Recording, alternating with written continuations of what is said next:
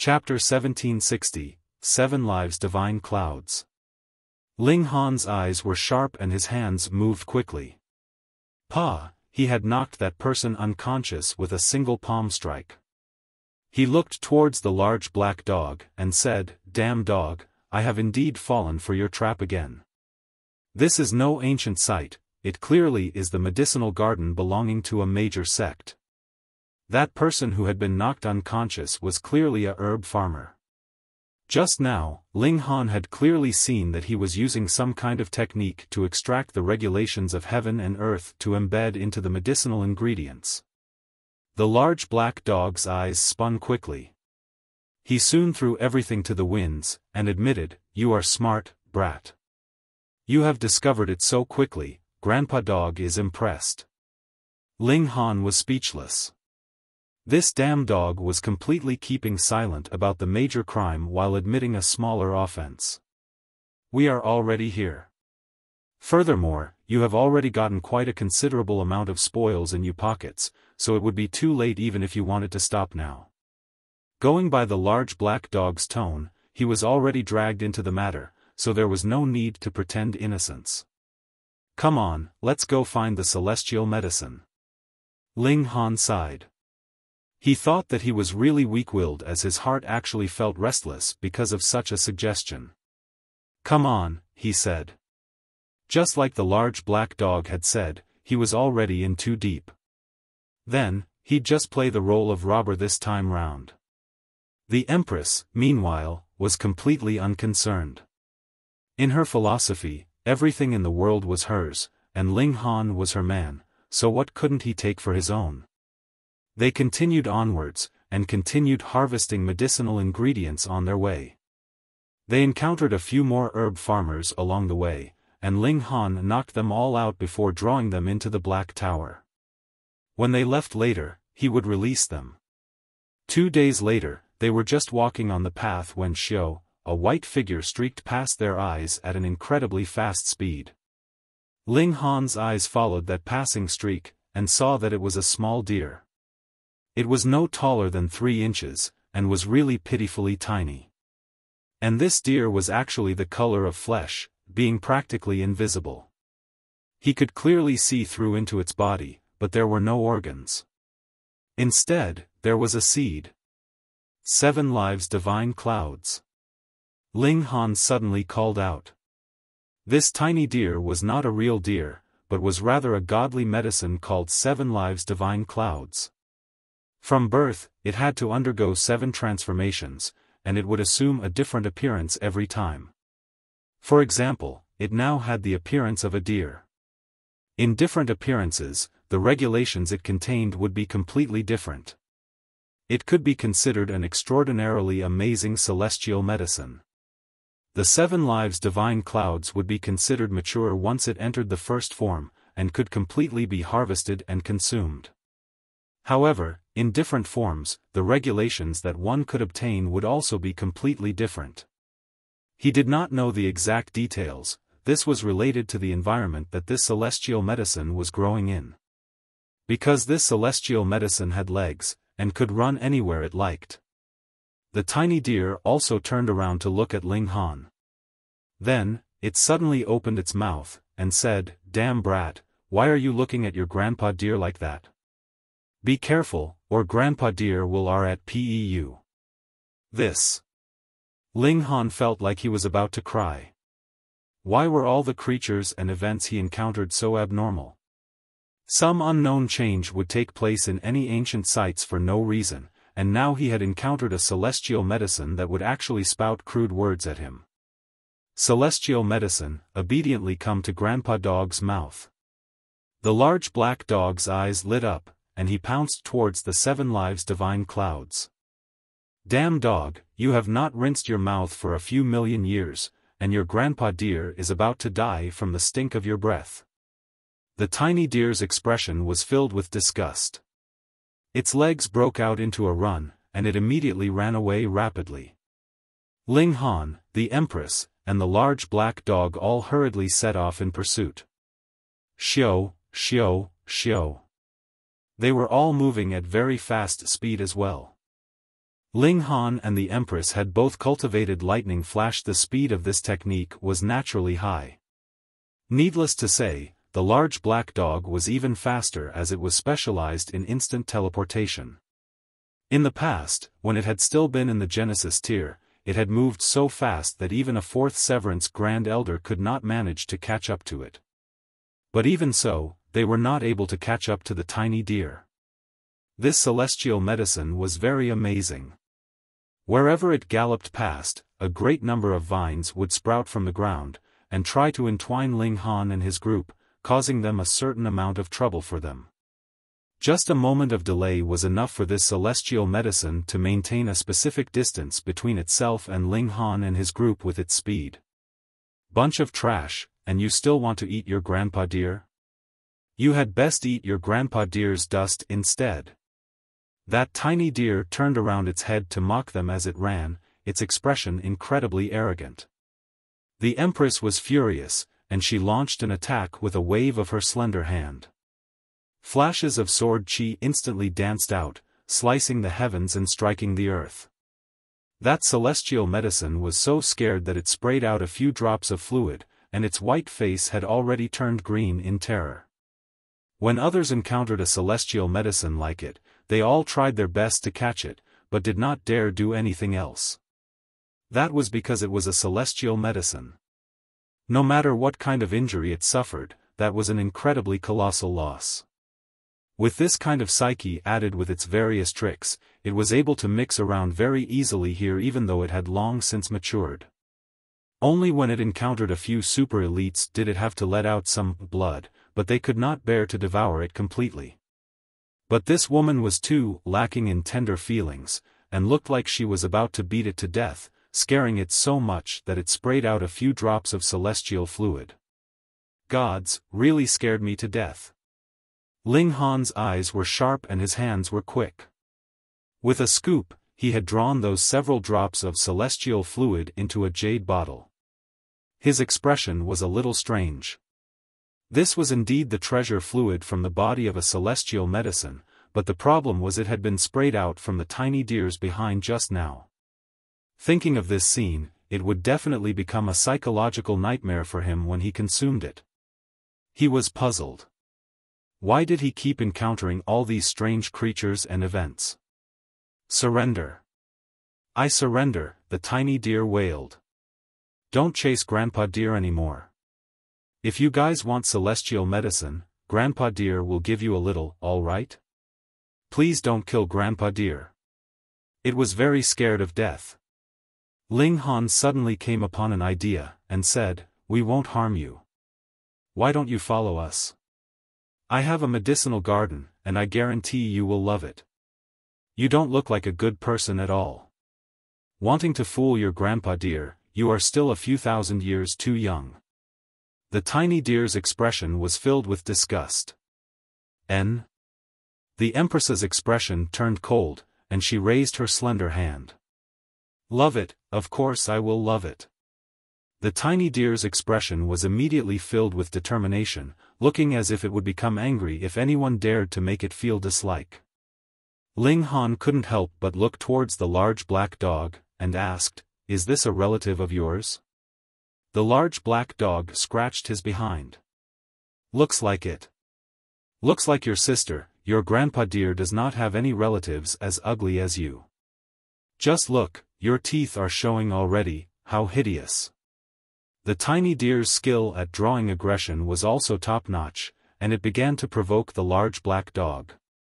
"Wayaya, Grandpa Dog is going to devour this guy." The large black dog bared his teeth. "Don't stop your Grandpa Dog." If it were not for Ling Han pulling him back by his tail, the dog would definitely have charged over by now. "Stop playing around." Ling Han drew the 7 lives divine clouds into the black tower. "Ah, ancestor." The moment the tiny deer set eyes on the reincarnation tree, it suddenly paled in shock, and galloped over to the roots of the tree. It raised its head and rubbed against it. After a while, it couldn't help but feel puzzled. That's not right, this mother tree has clearly already matured, but why has it not gained intelligence yet? It seems like it has only lived a few centuries. It had really not guessed wrongly. The reincarnation tree had had its growth expedited to maturity by a secret technique of small tower. From a seed until this present condition, its true age was actually even less than Ling Han's. Yet Ling Han was shocked, and couldn't help but ask Small Tower, the reincarnation tree is also a life force of the heaven and earth? Chapter 1761, Celestial Bath Pool. That's right. Small Tower nodded frankly. However, the growth of this mother tree was also expedited, and it is far from becoming a source power. Thus, it is presently impossible for you to extract the source power. Then how much longer would it take? Ling Han asked. At least a few eras, Small Tower replied calmly. Ling Han shook his head. There was no way to expect it then. A few 100 million years was too long. Perhaps it would be faster for him to find another reincarnation tree. In the celestial realm, there was definitely no small number of celestial kings that had lived longer than an epoch. No matter what, the 7 Lives Divine Clouds was considerably satisfied with the conditions inside the Black Tower. There was no small number of medicinal ingredients here, enough for it to rule over. There was a group of lackeys for it to boss around, and there was a mother tree which was the source of all the celestial medicines in this world too. The 7 Lives Divine Clouds made an agreement with Ling Han. Every 1,000 years, it would provide some celestial fluid for Ling Han, but Ling Han also warned it that it definitely could not be sprayed out from a specific part of its body. This celestial medicine said that there was another celestial medicine which was on extremely bad terms with it in this place. The two of them would always end up fighting when they met each other. The other celestial medicine was called Ultimate Celestial Elimination, and what it contained was completely the regulations of poison. Anywhere it passed, all living creatures would perish. Thus, the medicinal ingredients here feared this Ultimate Celestial Elimination very much, and begged the 7 Lives Divine Clouds to stop the Ultimate Celestial Elimination from going around anywhere it liked. Part of the reason why the two celestial medicines would fight was because of this, and the other part was that both wanted to become the boss of this place. And now, the 7 Lives Divine Clouds was trying its best to spur Ling Han on into killing the Ultimate Celestial Elimination. Ling Han naturally ignored it. He did not have the slightest interest in the regulations of poison. Furthermore, while the 7 Lives Divine Clouds, which was similarly a celestial medicine, and might have no fear of its poisonous traits, he himself was not immune. If he were to go and retrieve the Ultimate Celestial Elimination, the possibility of him dying was much higher. Even the large black dog shook his head.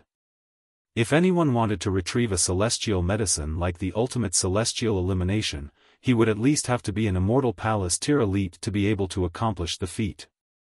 Now that we've got the celestial medicine, let's go, Ling Han said. Brat, your palate is really too easily satisfied.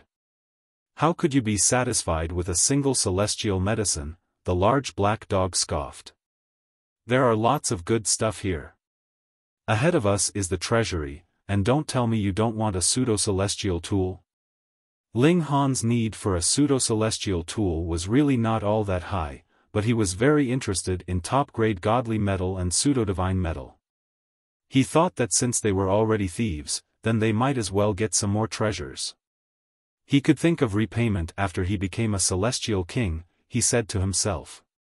The large black dog looked like he was taking a walk in a park, and went in twists and turns while leading Ling Han and the Empress. Very soon, they had walked out of the mountains, and a group of palaces appeared ahead of them, stretching out for who knew how many miles. Those are all treasure troves.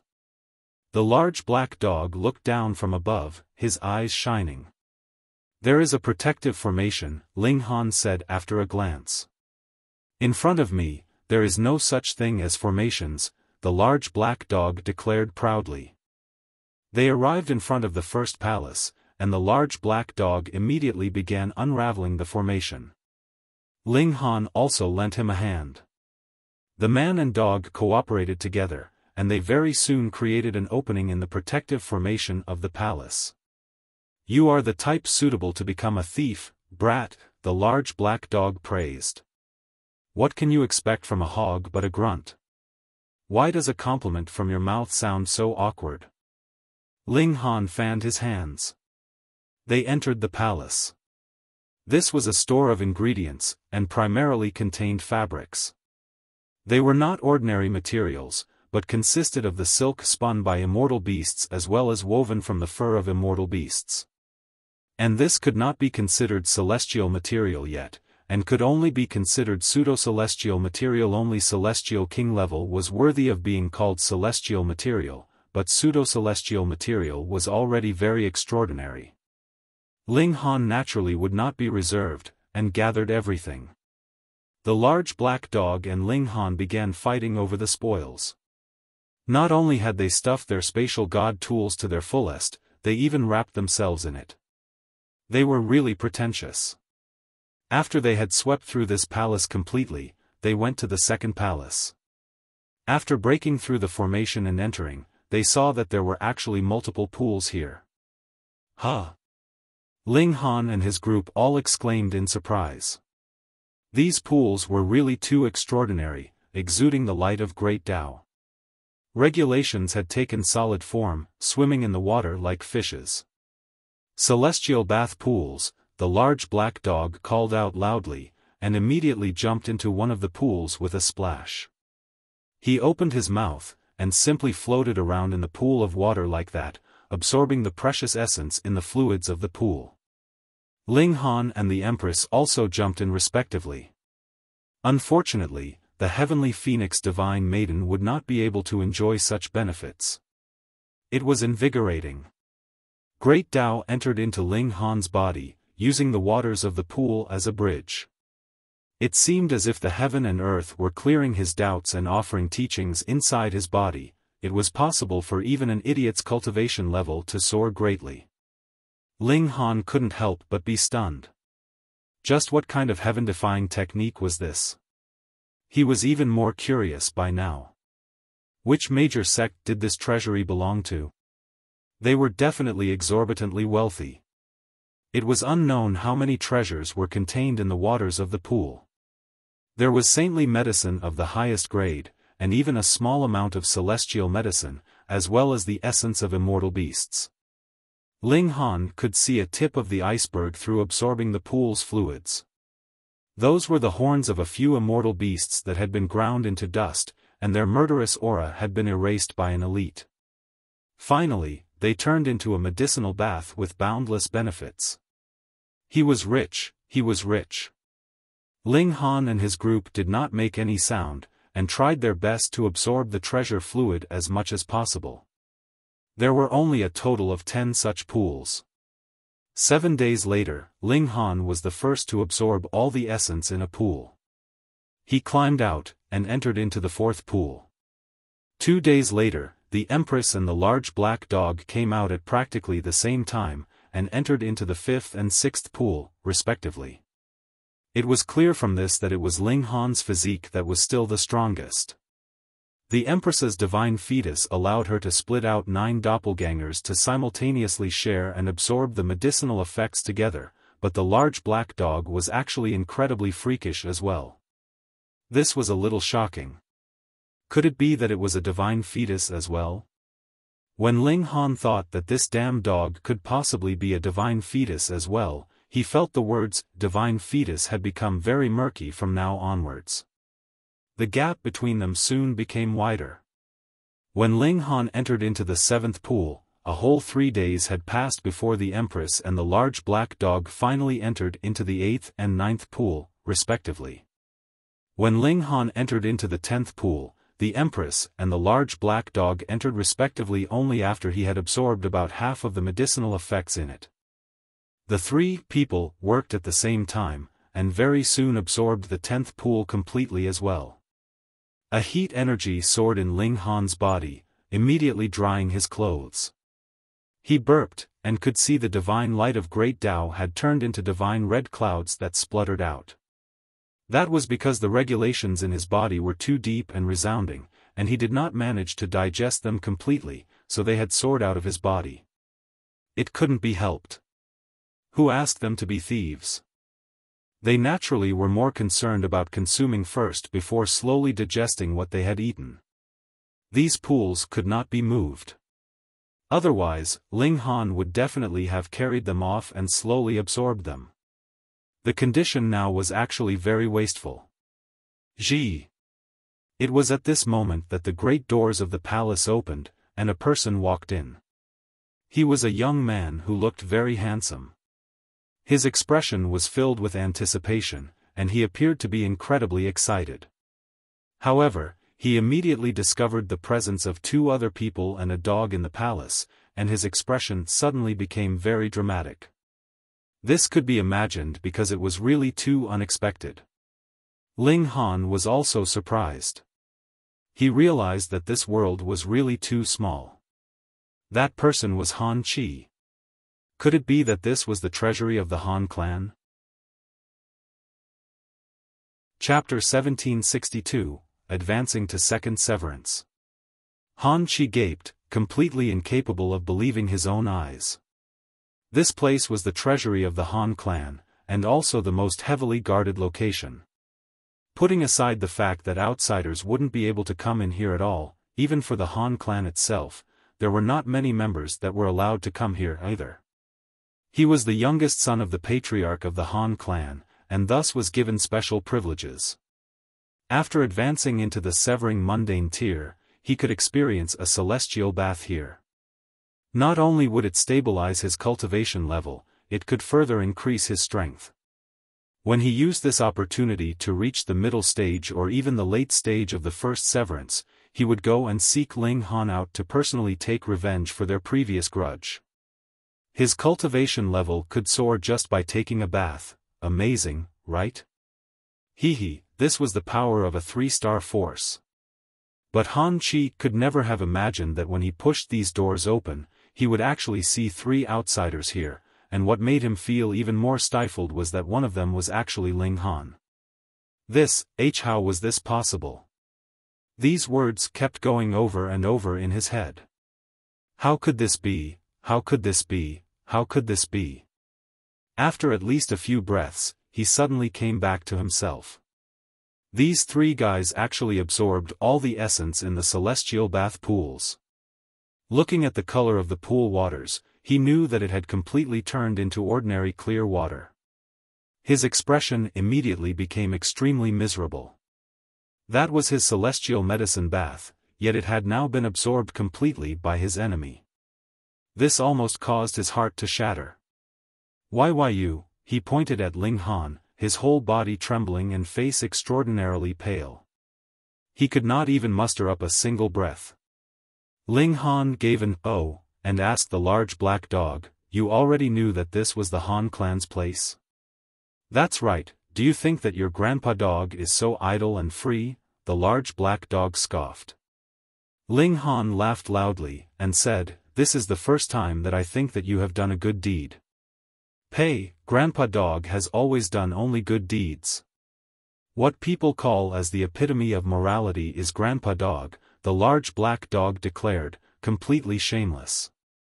This large black dog was really quite interesting. It was aware of the various incidents of the Han clan coercing Ling Han, and thus brought him here to rob the Han clan blind.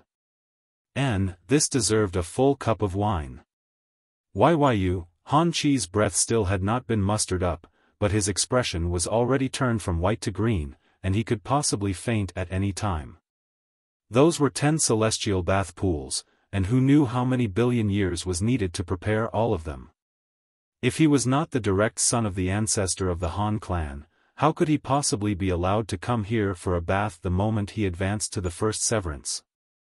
But even so, he could only enter into a single celestial bath pool. Otherwise, he would definitely be heavily punished by the clan, and it was not impossible for him to be even executed. And now? All 10 celestial bath pools had been completely sucked dry. All of you, die. Han Chi finally exploded. He summoned a flag, and the moment it unfurled, a sudden air of extreme coldness spread out. Ka, ka, ka. Thick layers of ice appeared on the pillars and floor tiles of the palace. Ling Han took a step forward, and the 9 heavens flames surged. Boom, the severe coldness was instantly stopped. He crossed his arms behind his back, and stepped towards Han Chi. The 9 heavens flame blazed, splitting the ice in half, allowing him to calmly and leisurely approach Han Chi. Han Chi gritted his teeth, and waved the flag with all his might, attempting to stop Ling Han's approach. It was useless.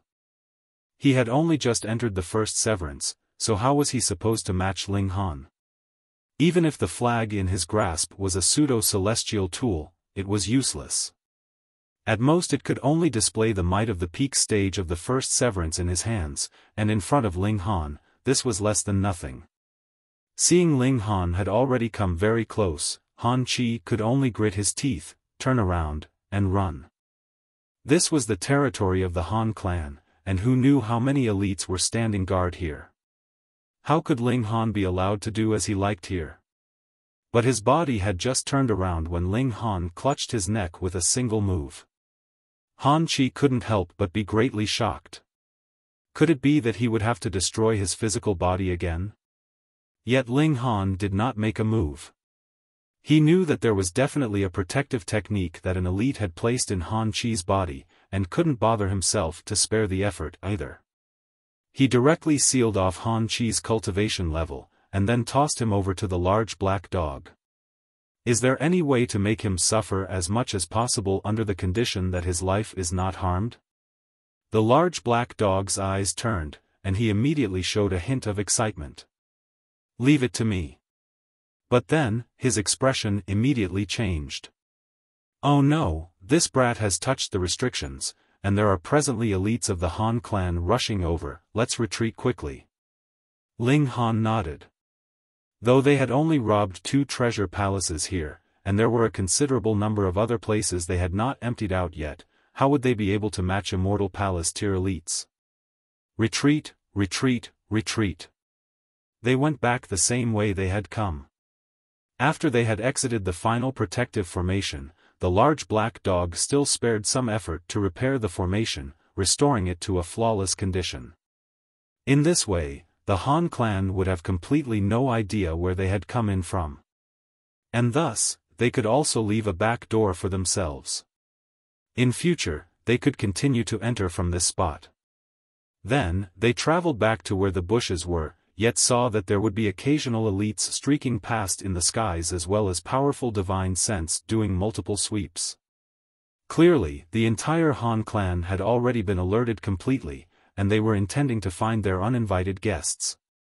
The large black dog set up a temporary transfer formation, which only sent them out of the surrounding diameter of 10,000 miles. However, this was already outside the territory of the Han clan. Then, they circled back, and activated the formation again. With a flash of light, they had already returned to Dark Moon City. After their taking the formation apart, no one would know what they had done or where they had gone. The large black dog carried Han Chi off with it with a snicker, and came back only after half a day had passed. However, Han Chi had disappeared. The large black dog explained, "Grandpa dog stuffed that brat under a latrine pit. I guarantee that there is no way that the Han clan could find him even if they turned the whole celestial realm upside down." Ling Han's expression involuntarily became strange. Indeed, what celestial level elite would want to look under a latrine pit? Furthermore, celestials were immortal, so with the fact that Han Chi was buried underneath a latrine pit, he could not possibly die for billions of years, yet he would never see the light of day again either. The large black dog was indeed two-faced to the extreme. The consequences of offending him were very serious. Ling Han and the Empress entered into seclusion. They had absorbed all 10 celestial bath pools, and this was something accumulated by the Han clan over who knew how many billions of years even a 3-star force needed innumerable billions of years to be able to accumulate such resources, so how valuable was it? A month later, they emerged from the Black Tower. Suddenly, tribulation clouds gathered. They were both about to break through to the second severance. The two of them greeted the heavenly tribulation head-on, and with how freakish they were, they naturally survived it easily. Second severance. They were both very excited, and did not think that they would have advanced into the second severance so quickly. However, this was only possible by relying on the accumulated resources of a 3-star force. Of course, the other reason was also because they had the reincarnation tree, which allowed them to digest these benefits in the nick of time. Not long after, the large black dog also scrambled over. He had actually advanced to the second severance as well. Ling Han was already able to remain calm in the face of this freak dog's strangeness. Han Hongfei has already left Dark Moon City, and just nice, we can return and play around again at the Ding clan, Ling Han said coldly. Previously, he only knew that there was not a single good person in the Ding clan, but he had never imagined that they would actually be so deranged to actually create an evil object like the Bell of 10,000 Ghosts. If that kind of evil tool was successfully refined, it meant that millions and millions of lives had been erased. Otherwise, it was definitely impossible that this evil tool could possess such frightening might. Chapter 1763, Insta-kill, a third severance. Han Hongfei had left. He had not left willingly, but had rather been forced into leaving by the elites of the Black Moon Sect. There was no helping it. This was the territory of the Black Moon Sect, and what had you, a young soul elite, come for? To strut around and show off? Even if an immortal Palace-tier elite from the Han clan had come, which the Black Moon Sect could not deal with, didn't they still have the Fu clan behind them? Since the Ding clan did not have elites on the level of dividing soul tier, whom did Ling Han have to fear? He and the Empress went to the Ding clan once again. The demons here. When they saw Ling Han, the guards at the entrance all screamed shrilly in their fear. They did not even bother with their job of guards anymore, and hurriedly turned around and fled, yelling sharply as they went. Ling Han stroked his chin. Was he really that frightening? Evil brat, have you come to accept your death? Ding Shan and Ding Song appeared at the same time. In these few days, Ding Shan had also returned from the Black Moon Sect. Evil brat? Ling Han chuckled. You guys have refined such an evil object like the Bell of 10,000 Ghosts, so who exactly is evil here? We have several tens of thousands of clansmen in our Ding clan, yet more than half of them have been slaughtered at your hand, so if not you, who is the great evil here? Ding Shan stated menacingly. No matter what, he could not have imagined that a brat that had just advanced to the severing mundane tier would actually bring such a terrifying calamity to his clan. Ling Han's eyes swept over them, and he retorted, everyone says advancing to the severing mundane tier is severing one's mortal bonds, but as I see it, what all of you have severed is your conscience. How dare you? Ding Shan roared in fury. He charged out, shooting out a fist, and it seemed as if the heaven and earth itself was about to collapse. Ling Han stood with his arms crossed behind his back, neither moving or evading, neither parrying or blocking. You're courting death. Ding Shan was so furious even his beard was trembling. He was a third severance elite, and Ling Han actually dared not to move or evade? That was really too arrogant. But that would be good too. You dare to confront me head-on, and that is a move to court your own death. At the side, Ding Song also revealed a cold smirk. This brat was really puffed up with conceit. Did he think that he could match even a third severance? Ding Shan arrived, his entire body wrapped in the power of time. Regulations had taken the form of chains. Jiang, Jiang, Jiang, the multiple chains suddenly shot out, making it seem as if his whole person had become a porcupine. He stretched his arms wide to wrap them around Ling Han, wanting to use these chains of regulations to pierce directly through Ling Han, giving him an endless agony. If Ling Han was allowed to die easily, that would really be letting off this evil brat too lightly. Yo, so enthusiastic. Ling Han chuckled, but his tone immediately turned cold in the next instant. Unfortunately, I cannot afford to take this kind of deranged, demented embrace from you. Hopefully, you can still be this arrogant later on. Ding Shan had already pounced on him. Ling Han moved, his right hand grabbing directly into the power of time. He, too, channeled the tide of the ages, and the two regulations cancelled each other out. Suddenly, a river of time appeared, and some previous memories of their lives could be seen in it, but they were all vague and obscure, and could not be grasped at all. Ding Shan's expression immediately became incredibly dramatic because he saw a giant hand that could not be halted reaching out towards his head. It was as if it could not be touched by any technique, and also seemed as if it itself was a manifestation of regulations, and was thus capable of being so absolutely unrestrained. He almost died in shock, and hurriedly screeched to a forceful halt, wanting to leap backwards in retreat. You think you can escape? Ling Han smirked coldly. His palm descended, and grabbed Ding Shan's forehead. This position was really too humiliating. A great third severance Grand Elder, a being with a limitless lifespan, actually had his head held by another. If this spread out, how would Ding Shan have the face to see others in future? He quickly began to struggle, waving both his arms, kicking his legs madly, and shooting out multiple attacks of power of regulation, wanting to force Ling Han to release him. Ling Han gave a cold humph, and with a shake of his right hand, the sounds of bones breaking rang out repeatedly. Ding Shan was like a snake that had been gripped by its weak point. Instantly, all the bones in his body had been shattered. Then, his limbs drooped weakly, no longer having any ability to fight back. At the sidelines, Ding Song felt a chill seeping from beneath the soles of his feet and directly spreading throughout his whole body. A third Severance Grand Elder did not even have the slightest ability to resist in front of Ling Han. This was something that only a fourth Severance Grand Elder could accomplish. My gods! Second Severance. Ding Song finally managed to see through Ling Han's cultivation level, or rather, he had finally noticed. Even his lips were trembling. This was unimaginable.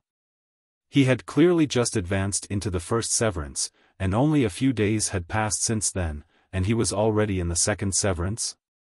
Monster, an absolute monster. How did their Ding clan become enemies with this kind of monster? At this moment, Ding Song finally felt regret. Why had they coveted the Hu clan's celestial technique, which eventually led to the Hu clan being completely wiped out all those years ago? What he regretted even further was why hadn't they made sure that the Hu clan was completely eliminated?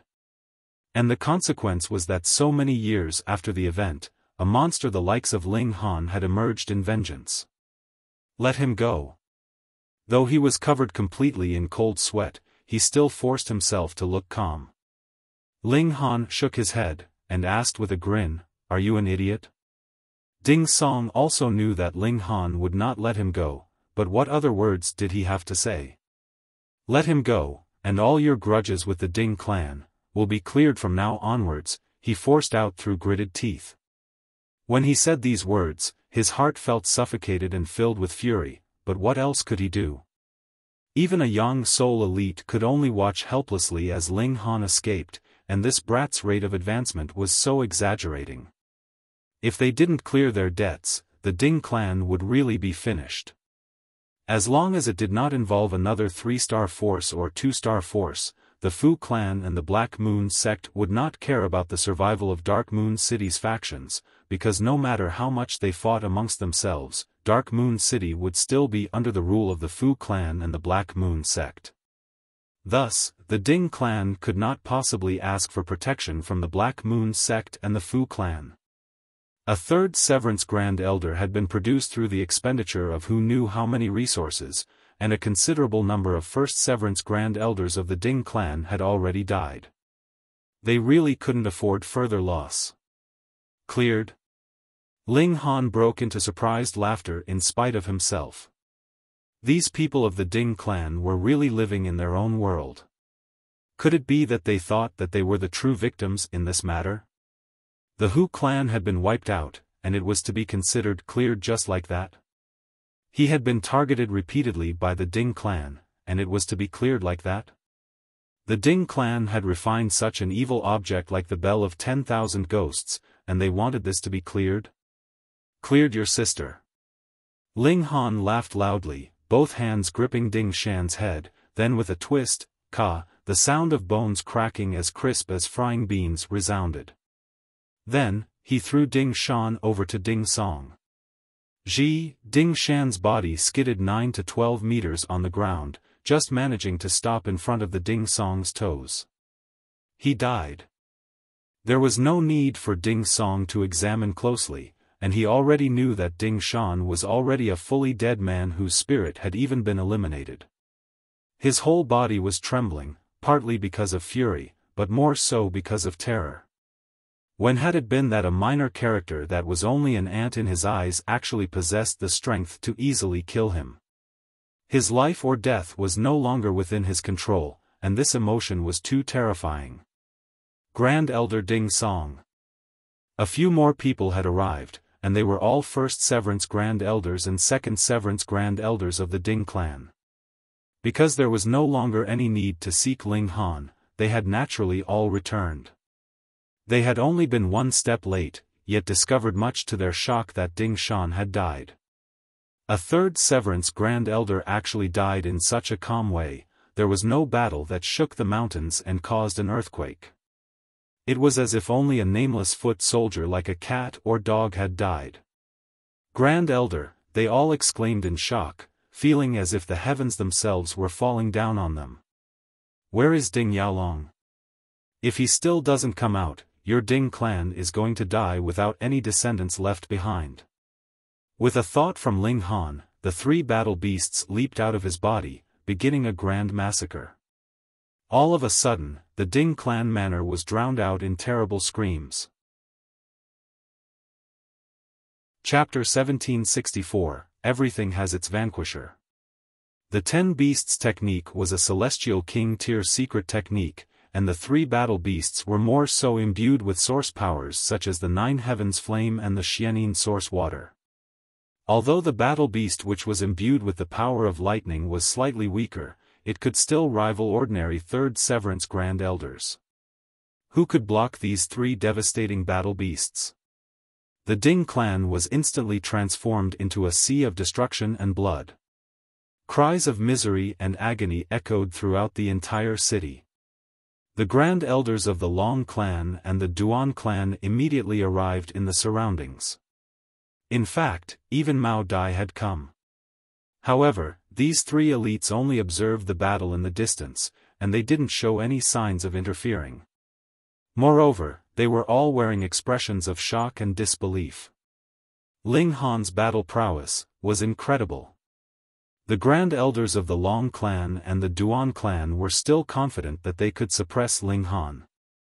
However, after pondering over this question for a while, Mao Dai resolutely shook his head. If he were to battle against Ling Han, he would have no confidence that he could achieve a certain victory. Anyhow, the current situation was quite strange. Mao Dai, as well as the Grand Elders of the Long clan and the Duan clan, had all been attracted here by the commotion. However, where was Ding Yaolong? He was still hiding in some unknown corner. Was he afraid of Ling Han? This naturally couldn't be the case. He was at the peak stage of the fourth severance, and he was also a supremely talented elite.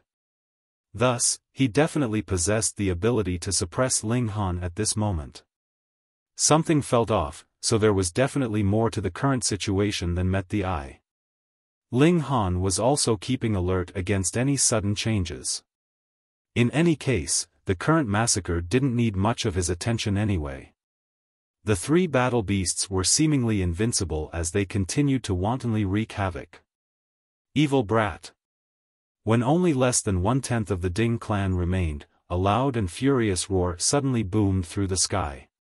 Ding Yaolong had finally appeared. Ancestor, the remaining members of the Ding clan exclaimed in excitement. Ding Yaolong was the backbone of the Ding clan, and he was also the symbol of might and invincibility. Even if the entire Ding clan were massacred, it would still be eventually rebuilt as long as Ding Yaolong remained. Meanwhile, Ling Han was slightly astonished as he turned around to look at Ding Yaolong. This was because Ding Yaolong's hair was completely white, and his face was also full of wrinkles. He looked so old that Ling Han could barely recognize him. One had to realize that Ding Yaolong was a prodigy among prodigies. He had severed the mundane at an extremely young age, and he had only looked to be around 30 years old at that time. He had been tall and sturdy, and he had also been brimming with vitality and vigor.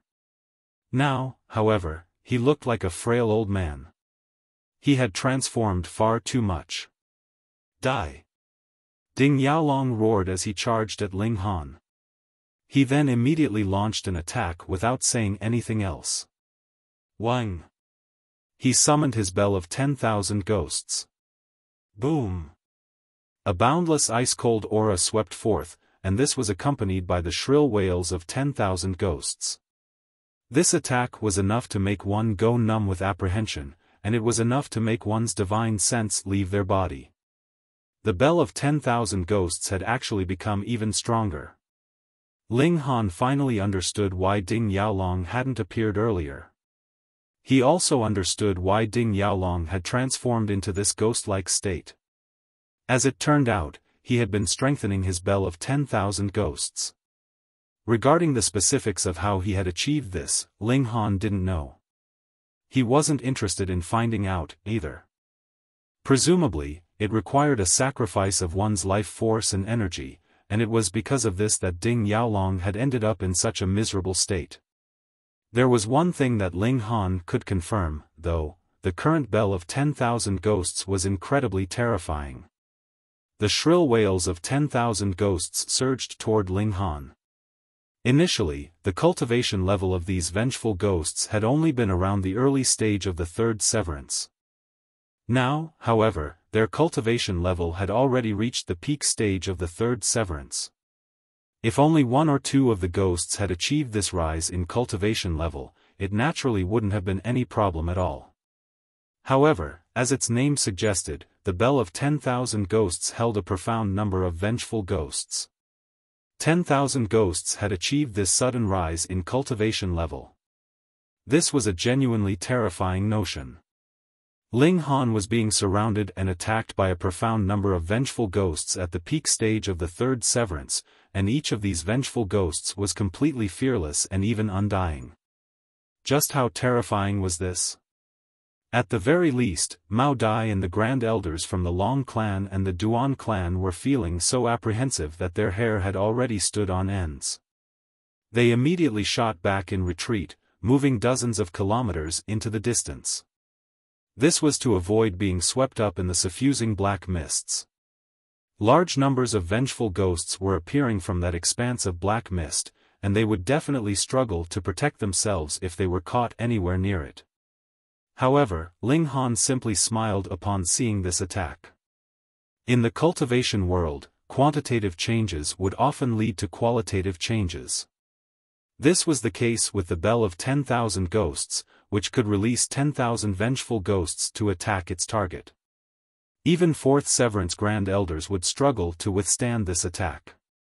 However, Ling Han had also experienced a qualitative change of his own. This qualitative change had resulted from him advancing from the first severance to the second severance. His godly bones had become tougher, and they had genuinely risen to the level of 2-star divine metal. What did this signify? This signified that even Fourth Severance Grand Elders would need to attack him several times if they wanted to wound him. That being the case, how could Ling Han be afraid of Third Severance vengeful ghosts?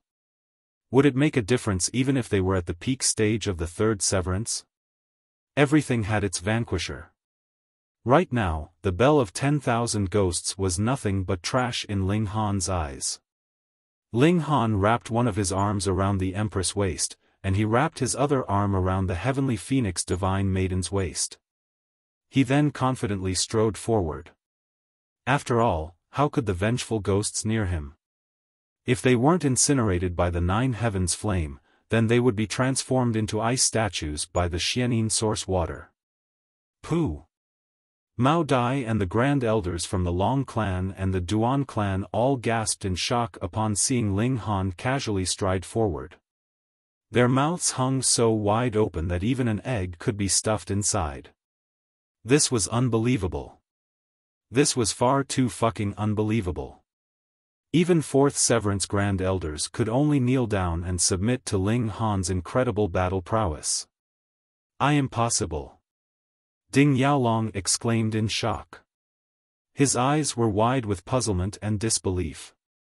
He had exhausted his life force, and even transformed himself into this miserable state in order to increase the power of the Bell of 10,000 Ghosts. Yet, it was still completely ineffective against Ling Han. This was far too crushing. This was simply unfathomable. Trying to astonish a 4th Severance Grand Elder was an incredibly difficult task. However, Ling Han had done so with ease. Moreover, he had astonished not one 4th Severance Grand Elder, but 3. Of course, he had also astonished that 3rd Severance Grand Elder. Nothing is impossible, effort is the decisive factor, Ling Han said. He waved his hand, unleashing an orb of flashing lightning that exploded in the air. Pang! There was a deafening boom, and most of the black mist was instantly dissipated into nothingness. Along with it, hundreds of vengeful ghosts were also blasted into smithereens. Cracking light sphere. This was a large area of effect attack, and its effects were astonishingly good for the current situation.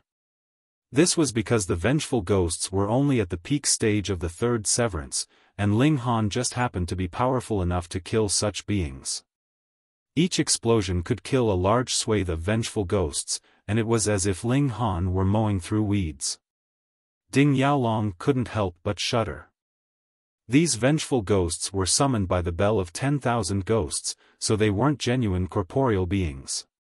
Thus, there would be no concept of life and death. In turn, it wouldn't matter if they were obliterated and destroyed. After all, the Bell of 10,000 Ghosts could simply summon more. However, the Bell of 10,000 Ghosts would consume a portion of power each time it summoned a vengeful ghost. If too much power was consumed, it would eventually fall into a slumber. At that time, Ding Yaolong would need to sacrifice his blood and life force to awaken it again. How can this be? How can this be? Ling Han continued to unleash cracking light spheres toward the swarm of vengeful ghosts. Even though the Bell of 10,000 Ghosts could continue to summon vengeful ghosts, the rate at which it did so was nowhere near the rate at which Ling Han was destroying them. Thus, the number of vengeful ghosts instantly started to decrease at a rapid rate. In the beginning, there had been 10,000 vengeful ghosts. Now, however, there was only a small number of sparsely located vengeful ghosts. At this moment, they posed absolutely no threat to Ling Han. The Grand Elders of the Long clan and the Duan clan exchanged a glance before immediately attacking in unison. They were going to seize this opportunity to eliminate their rival. Killing Ding Yaolong was not only to eliminate the problem of the Bell of 10,000 Ghosts. With his death, the resources of the Ding clan would also become the resources of the Long clan and the Duan clan. This was a huge and mouth-watering amount of wealth.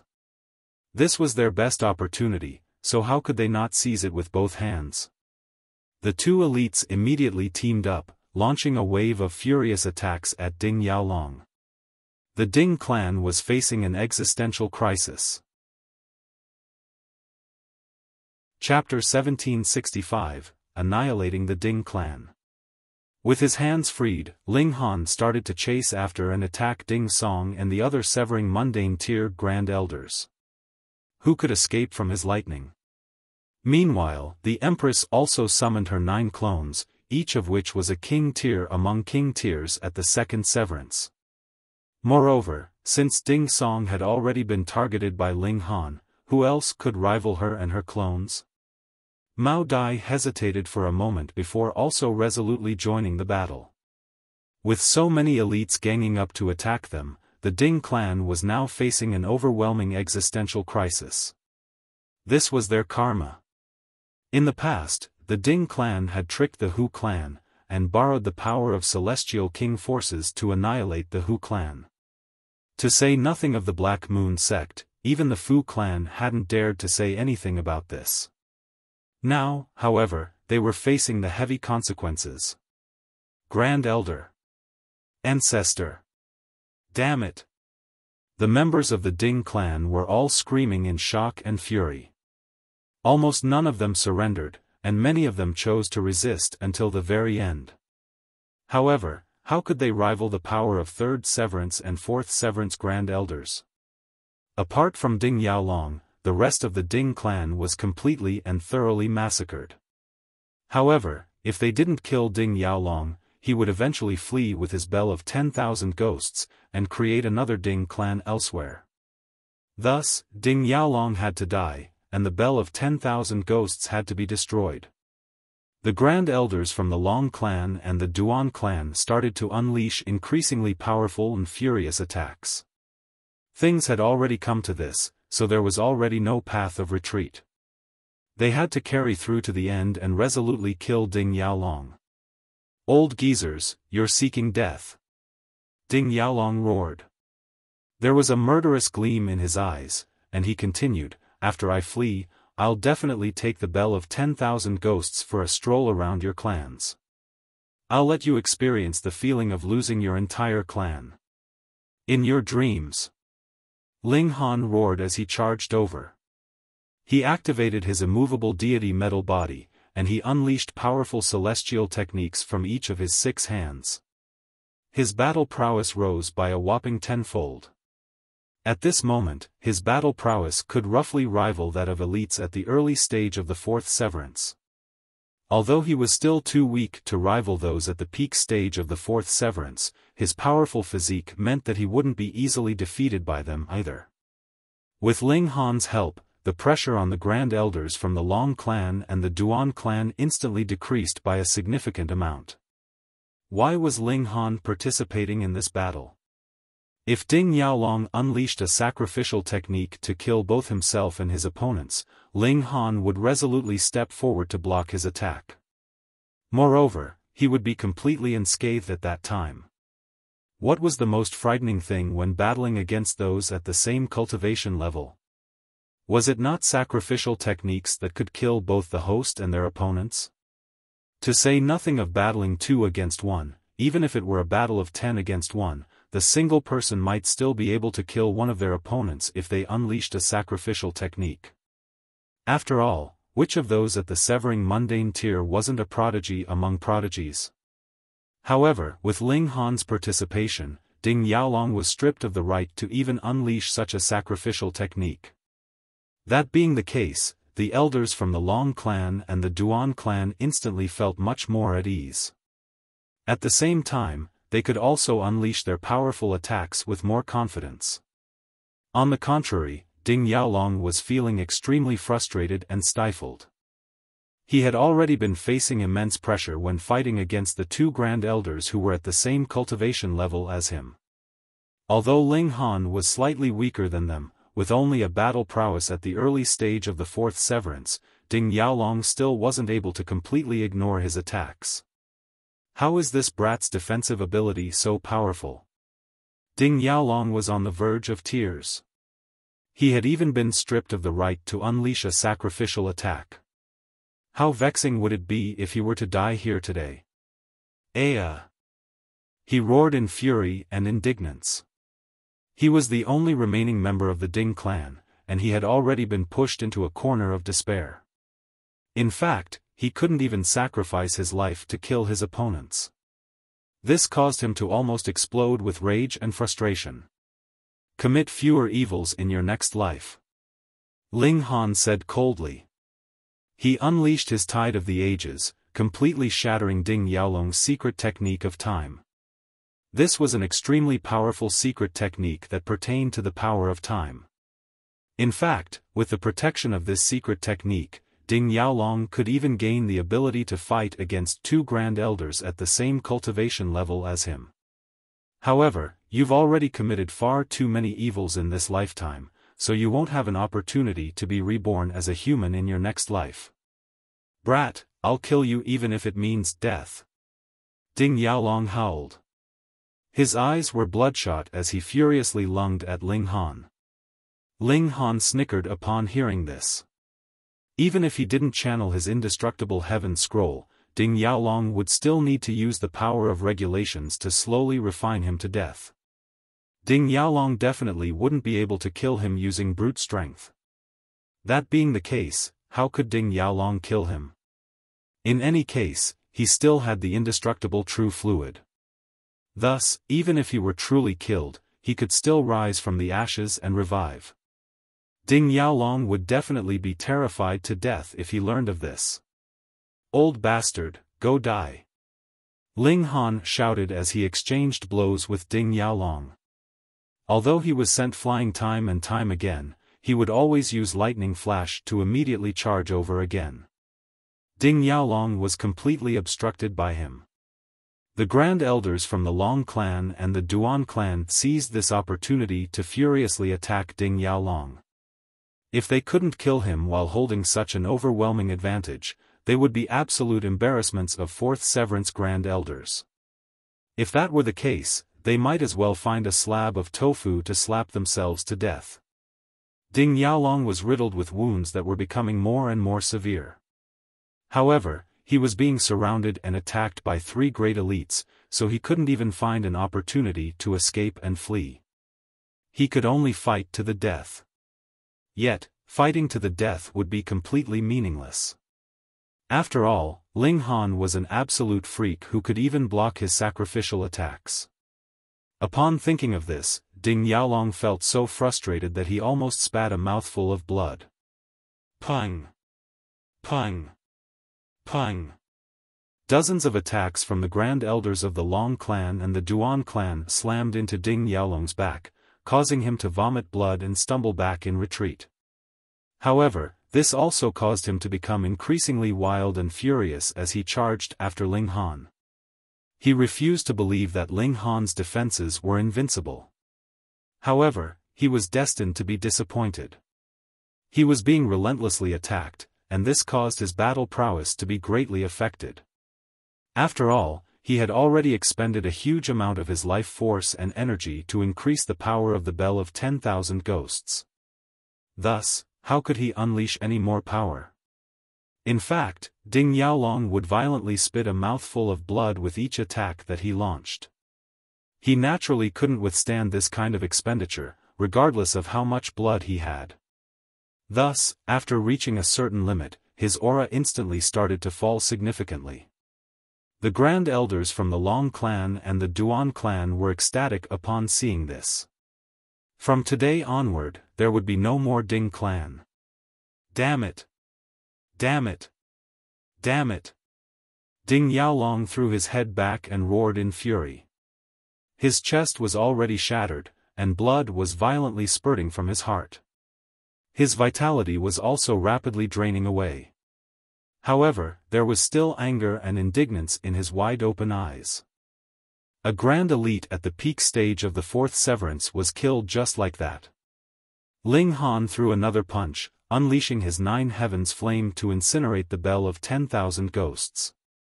Shrill wails echoed through the air, and numerous projections of vengeful ghosts rose from the Bell of 10,000 Ghosts. This was the final struggle of the evil weapon. However, without the power of its master, and due to its huge expenditure from before, the struggle of the 10,000 ghosts seemed extremely frail and listless. It wasn't long before the numerous formation patterns on its surface were refined and erased. These formation patterns were the reason that it had become an evil weapon. Ling Han then retrieved his divine demon sword to slash at the Bell of 10,000 Ghosts, absorbing the godly metal essence that was contained within this evil weapon. If he hadn't erased the formation patterns first, the divine demon sword wouldn't have been able to absorb the godly metal essence from the Bell of 10,000 Ghosts. This was because the Bell of 10,000 Ghosts would have instinctively counterattacked. Moreover, the divine demon sword was currently unable to defeat this evil weapon. The Grand Elders from the Long clan and the Duan clan silently observed this scene. Only when the Bell of 10,000 Ghosts was comprehensively destroyed did they calmly nod, finally at ease. This evil weapon was far too threatening to them. Ling Han also nodded at the two Grand Elders in acknowledgement before casually leaving the scene. With his current power, he naturally didn't need to lower his head before these two Grand Elders. He had clearly displayed his power in the battle just then. However, Ling Han didn't leave Dark Moon City. The resources of the Ding clan were a huge slice of cake, so he naturally wouldn't leave it to the others. If the Long clan and the Duan clan split the territory of the Ding clan but didn't give him any benefits. If that were the case, their eyes must have been clouded by greed. Sure enough, the two Grand Elders personally came to visit him after a few days. After some polite chatter, they handed Ling Han a spatial god tool.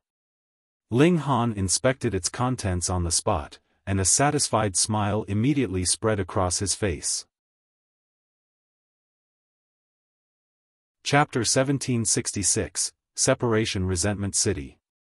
Ling Han headed toward Separation Resentment City with Mao Dai. Separation Resentment City was where the Fu clan was located, and Mao Dai had initially planned on joining the Fu clan after reaching the fourth severance. However, after witnessing Ling Han's incredible power, he didn't have any interest in remaining in Dark Moon City anymore. He wanted to join the Fu clan as soon as possible so that he could continue to grow stronger. If one didn't have a flying treasure, then the fastest way to travel around the celestial realm would be by ship. After all, transfer formations were far too expensive and far too difficult to construct. Ling Han couldn't help but click his tongue in wonder. As it turned out, the large black dog could also be viewed as a talented dog. Anyhow, he would leave the people from the Great Ling Empire in this smaller city of the Black Moon Sect.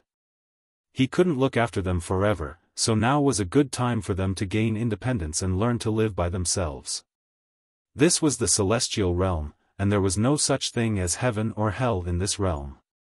Do they truly not exist? Ling Han asked Small Tower. Most definitely not.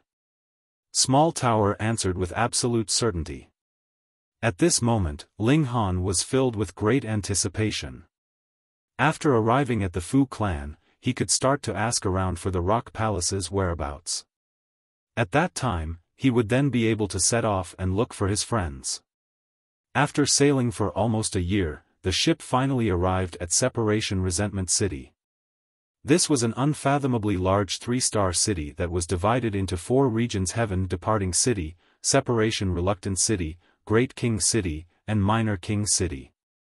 Heaven Departing City was the city of the highest level, and only the Fu clan and their subordinate forces were allowed to reside in it.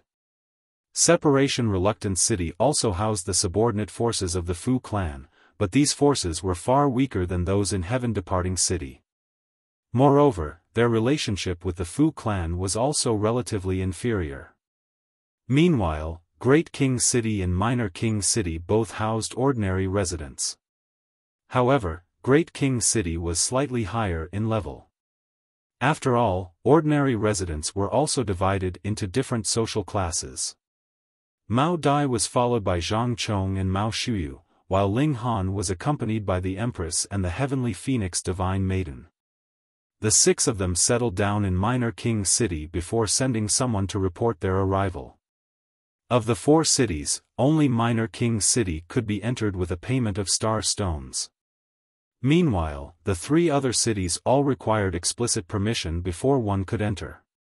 If one were to enter without permission, the guards of the Fu clan weren't standing around for show. After waiting for a few days, Ling Han and the others finally received permission to enter Heaven Departing City. The 4 cities of Separation Resentment City were organized in a top-down manner, with Heaven Departing City naturally situated at the topmost location.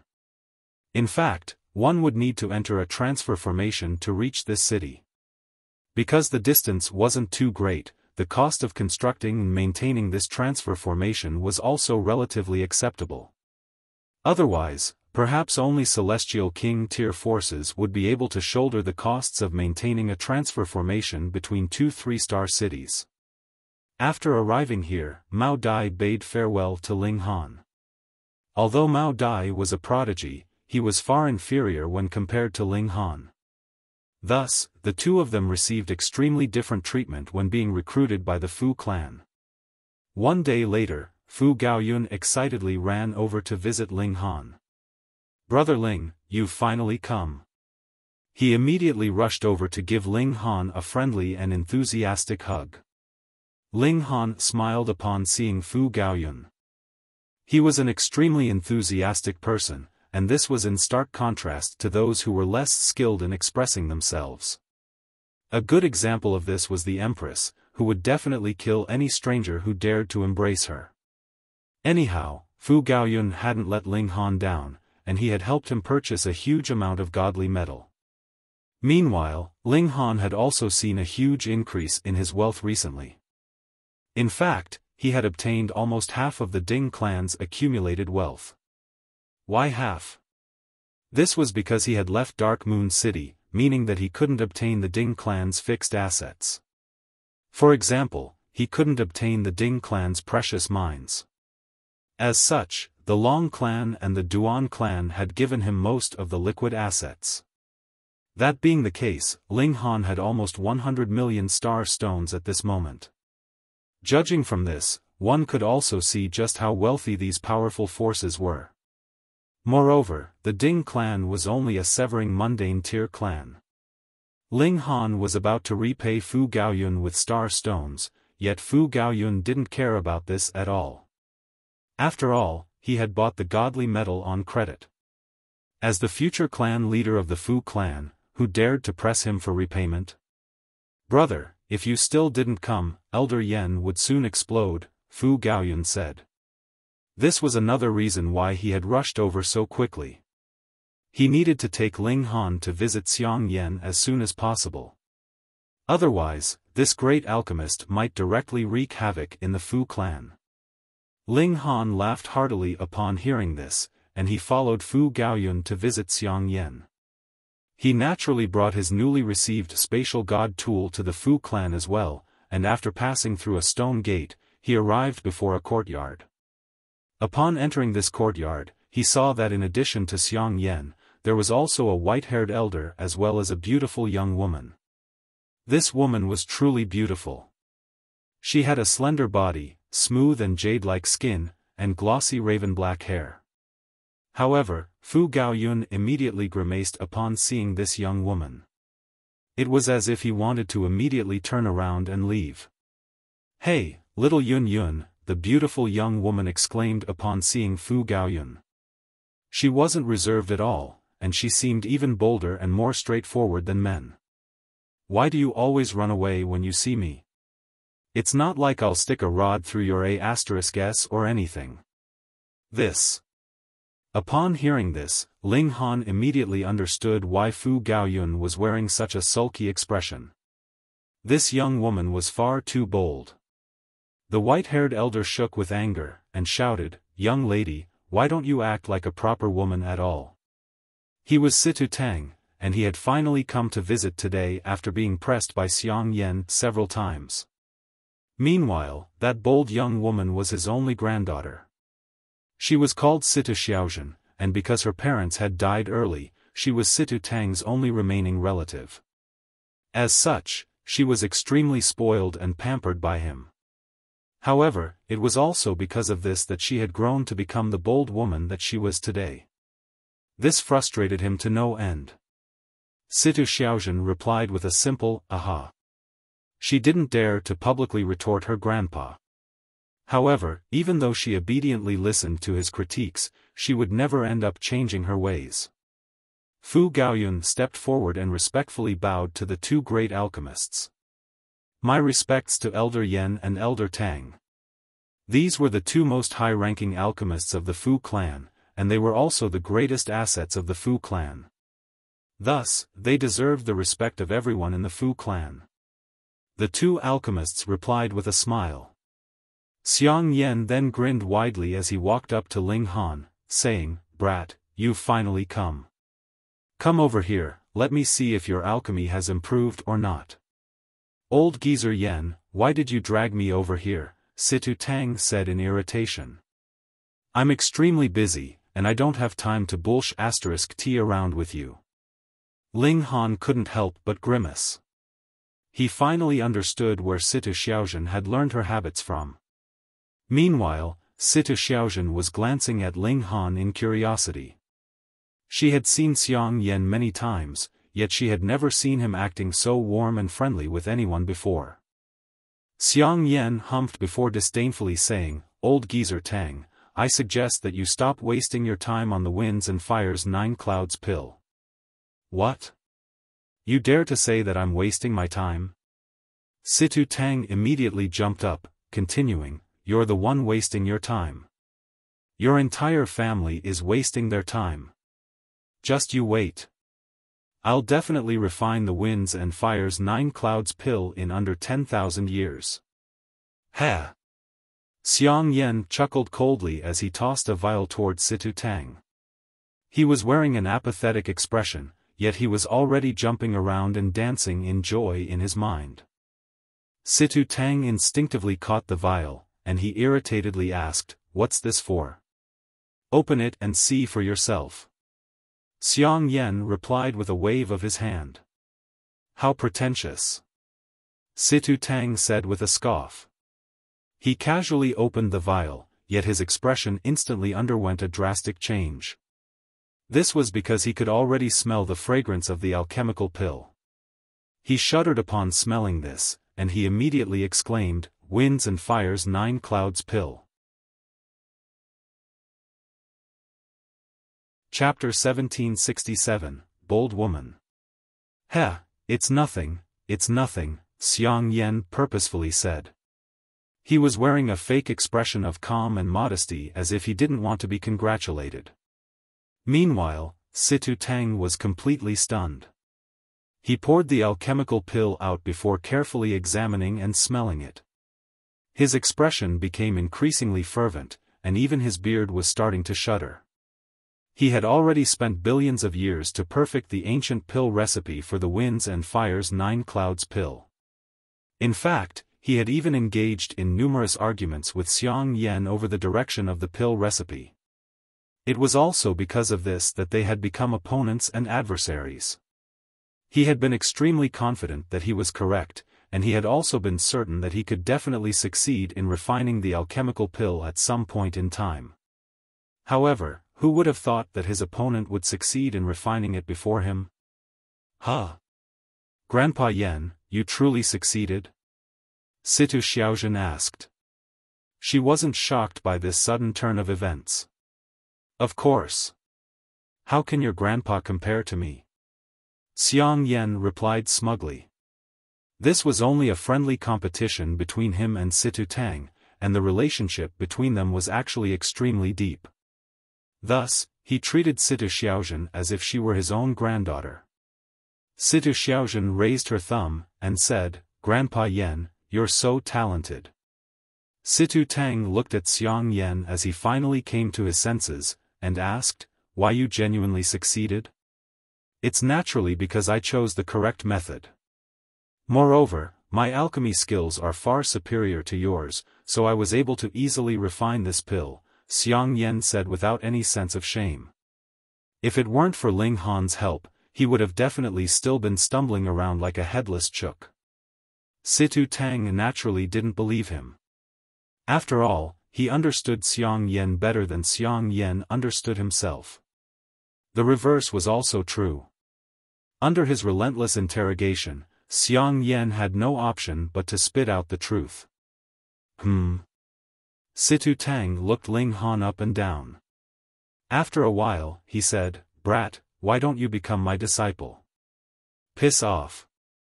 I found him first. Xiang Yan immediately said. *T. Your *TTY skills will only hold him back. It's naturally better if he becomes my disciple. Situ Tang said with a scoff. Just a single hand of mine is more powerful than you. Just a single finger of mine is more powerful than you. Xiang Yan said, unwilling to back down. Just a single fingernail of mine is more powerful than you. Just a single hair of mine is more powerful than you. The two elders glared at each other, and it was as if they were about to break into a fight. They didn't possess the reservedness and dignified aura of great alchemists at all. Let's go, these two old geezers are arguing with each other again. It'll be a dozen or so days before they finally stop. Situ Xiaozhen clapped her hands, and continued, hurry up and leave. What are you still standing there in a daze for? Is your A*S feeling itchy? Ling Han glanced at Fu Gaoyun, and Fu Gaoyun also glanced at him. This young woman was even bolder and more vulgar than men. They left the courtyard, and it wasn't long before they heard a series of banging and clanging sounds. It was clear that the two elders had already started fighting. It's not like you have 3 heads and 6 arms or anything, so why are you so adored by those two old geezers? Situ Xiaozhen asked in curiosity. She was wearing the expression of a pervert, and she looked him up and down as if he were a beautiful woman. Perhaps you have some extraordinary talent? She turned her gaze toward Ling Han's lower body, and it was as if her gaze possessed little hands that were also observing him. Ling Han almost raised his leg to kick her away. This woman had definitely reincarnated into the wrong body. Brother Fu, didn't you say we were going somewhere just then? He suddenly said. Yeah, that's right. Fu Gaoyun hurriedly clapped his hands, and said, I almost forgot about that. Anyway, let's go.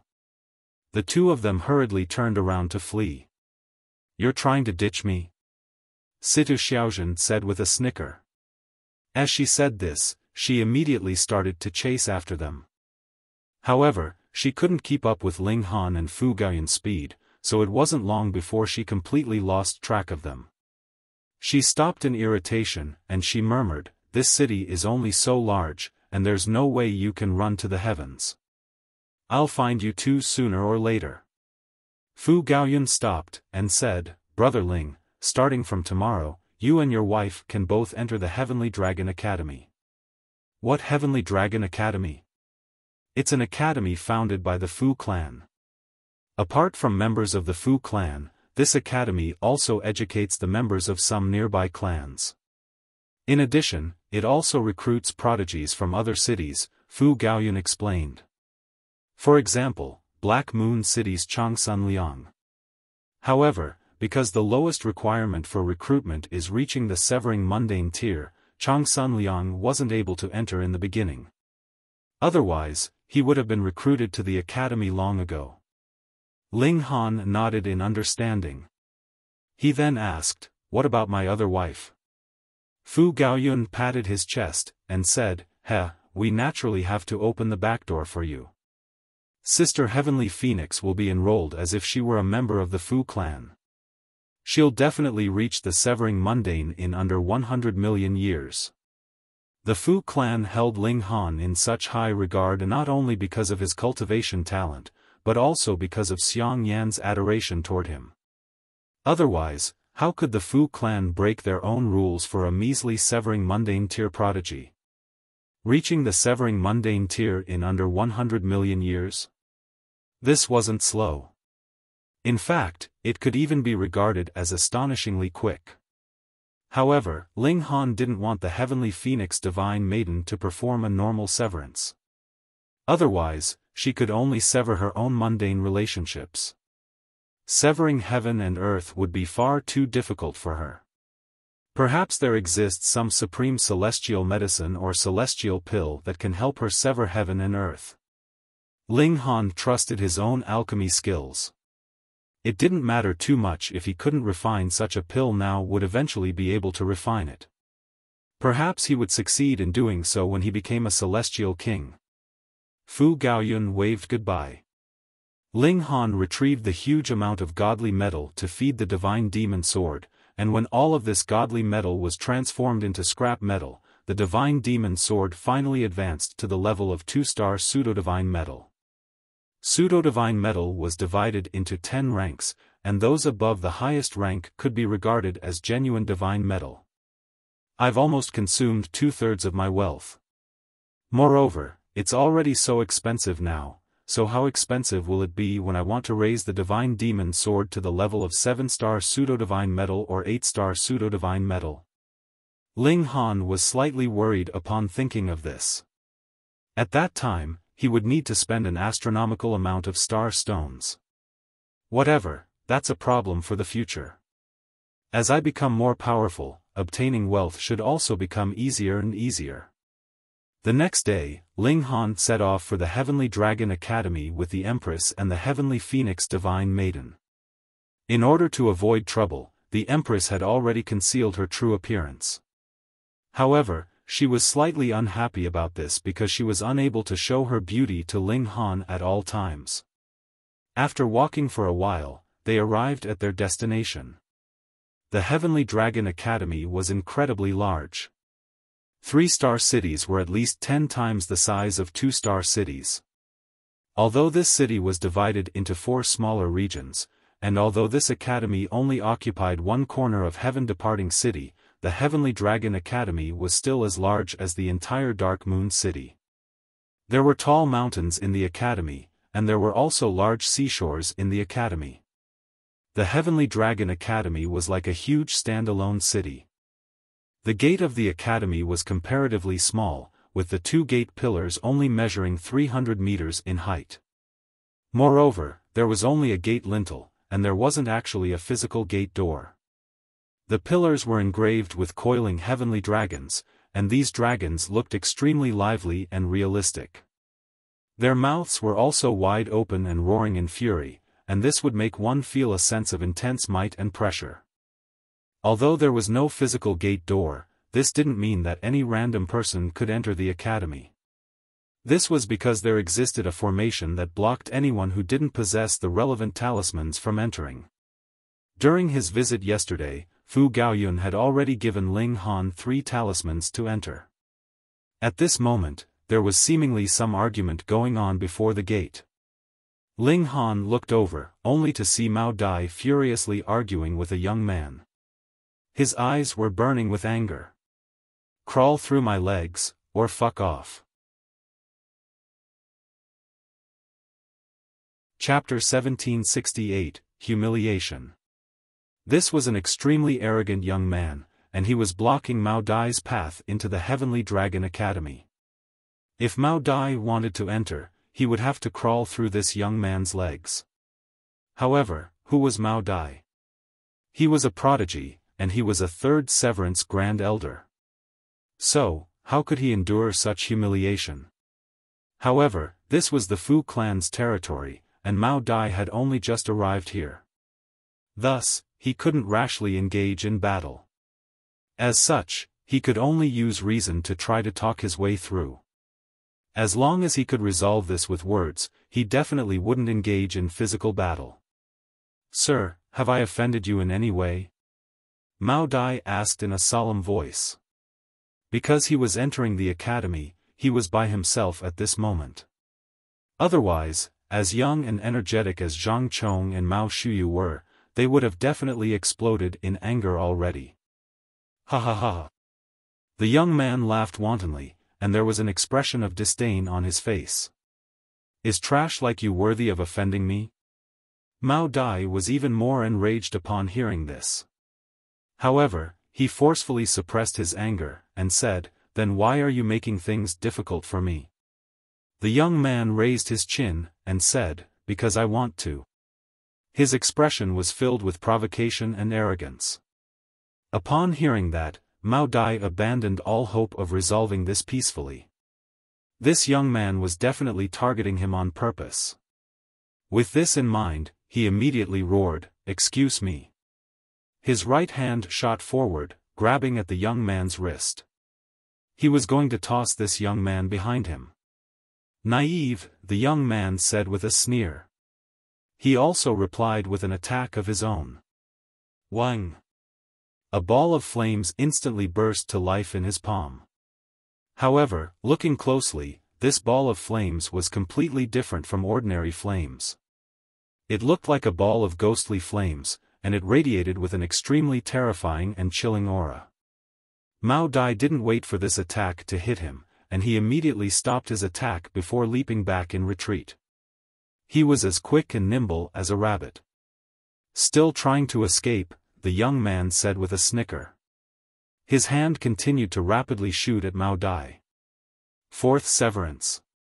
Ling Han was slightly astonished upon seeing this. After one reached the severing mundane tier, it would be extremely difficult to determine their specific cultivation level if they didn't release their aura. For example, a fourth Severance Grand Elder would only be able to determine that a first Severance Grand Elder was weaker than them. However, they wouldn't be able to determine by how much. Of course, a Dividing Soul tier cultivator would naturally be able to determine the specific cultivation level of a Severing Mundane tier cultivator. However, this was relatively meaningless during battle. After all, Dividing Soul tier cultivators could easily crush Severing Mundane tier cultivators. As such, what did it matter whether they were at the first Severance or fourth Severance? Anyhow, this young was actually at the fourth Severance. His appearance wasn't old, so it was clear that he had severed the mundane at a relatively young age. Moreover, because those at the Severing Mundane tier possessed an infinite lifespan, their appearance naturally wouldn't undergo any change. In any case, advancing from the first Severance to the fourth Severance was no easier than advancing from the Genesis tier to the Severing Mundane tier. This young man looked like a profligate, yet this was only his external appearance. He had advanced to the Severing Mundane tier, so could he be a genuine fool? After gaining the upper hand, the young man continued to bear down on Mao Dai. Mao Dai continued to dash around, and it was clear that he had severely underestimated the young man's strength. At this moment, he had already fallen into a huge disadvantage. He was completely unable to break free from the young man's grasp no matter what he did. This was the overwhelming advantage that fourth Severance elites possessed over third Severance elites. Fortunately, Mao Dai had performed flawless severances. Even though he couldn't be regarded as a king tier, the young man before him was only an elite who had performed normal severances. That being the case, Mao Dai was only stuck at a huge disadvantage. He wouldn't be defeated anytime soon. After retreating for a while, Mao Dai finally found an opportunity to break free from his disadvantage. He then unleashed his aura and started to battle against the young man. Ling Han observed them for a brief moment before shaking his head. Although Mao Dai had performed flawless severances, he was still one severance weaker than his opponent. In other words, there was a huge gulf between their battle prowess, and it was likely that Mao Dai would fall into a disadvantage again after 100 or so exchanges. After 1,000 or so exchanges, it was likely that he would be comprehensively defeated. Of course, the situation would become more uncertain if Mao Dai unleashed some powerful trump card. "I've underestimated you," the young man said in astonishment. As a fourth Severance elite, he had initially thought that he could defeat Mao Dai in just a few simple exchanges. However, there was an unexpectedly huge gulf between those who had performed flawless severances and those who had performed normal severances.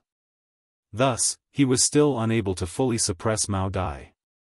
In fact, he was only at the early stage of the fourth Severance, while Mao Dai was at the peak stage of the third Severance. Moreover, he had also accumulated experience at this cultivation level for an extremely long time. Thus, his battle prowess had already been tempered to an extremely powerful level. If the young man were at the peak stage of the fourth Severance, and if Mao Dai were at the early stage of the fourth Severance, he would definitely be powerful enough to turn the tables. "Black Jade Hand," the young man roared with a sneer. Wang. His hands became black, but this wasn't a dark and inky black. Rather, it was a semi-transparent and jade-like black. However, there were also visible black veins in his jade-like hands, and these veins were pulsating with numerous symbols of the Great Tao. Secret technique of the Fu clan, Black Jade Hand. Mao Dai also roared as he beat his chest, and a bright red light instantly burst forth from his eyes. His battle prowess rose by a significant amount as he moved to block the black jade hand. Boom! The black jade hand spread open and enveloped the surroundings. This was a crushing attack, and as the black jade hand pressed down, Mao Dai was much like a grasshopper trying to block a cart. His struggle was completely futile. Pang! The earth trembled, and bursts of golden light instantly rose from the ground. However, this tremor quickly died down. The academy was protected by formations, and these formations would automatically activate when they detected powerful shockwaves. The dust settled, and one could see that Mao Dai was still standing. However, his face had already become as white as a sheet, and there was also blood seeping from the corners of his mouth. His eyes were filled with fury. Meanwhile, the young man didn't look to be in a much better situation.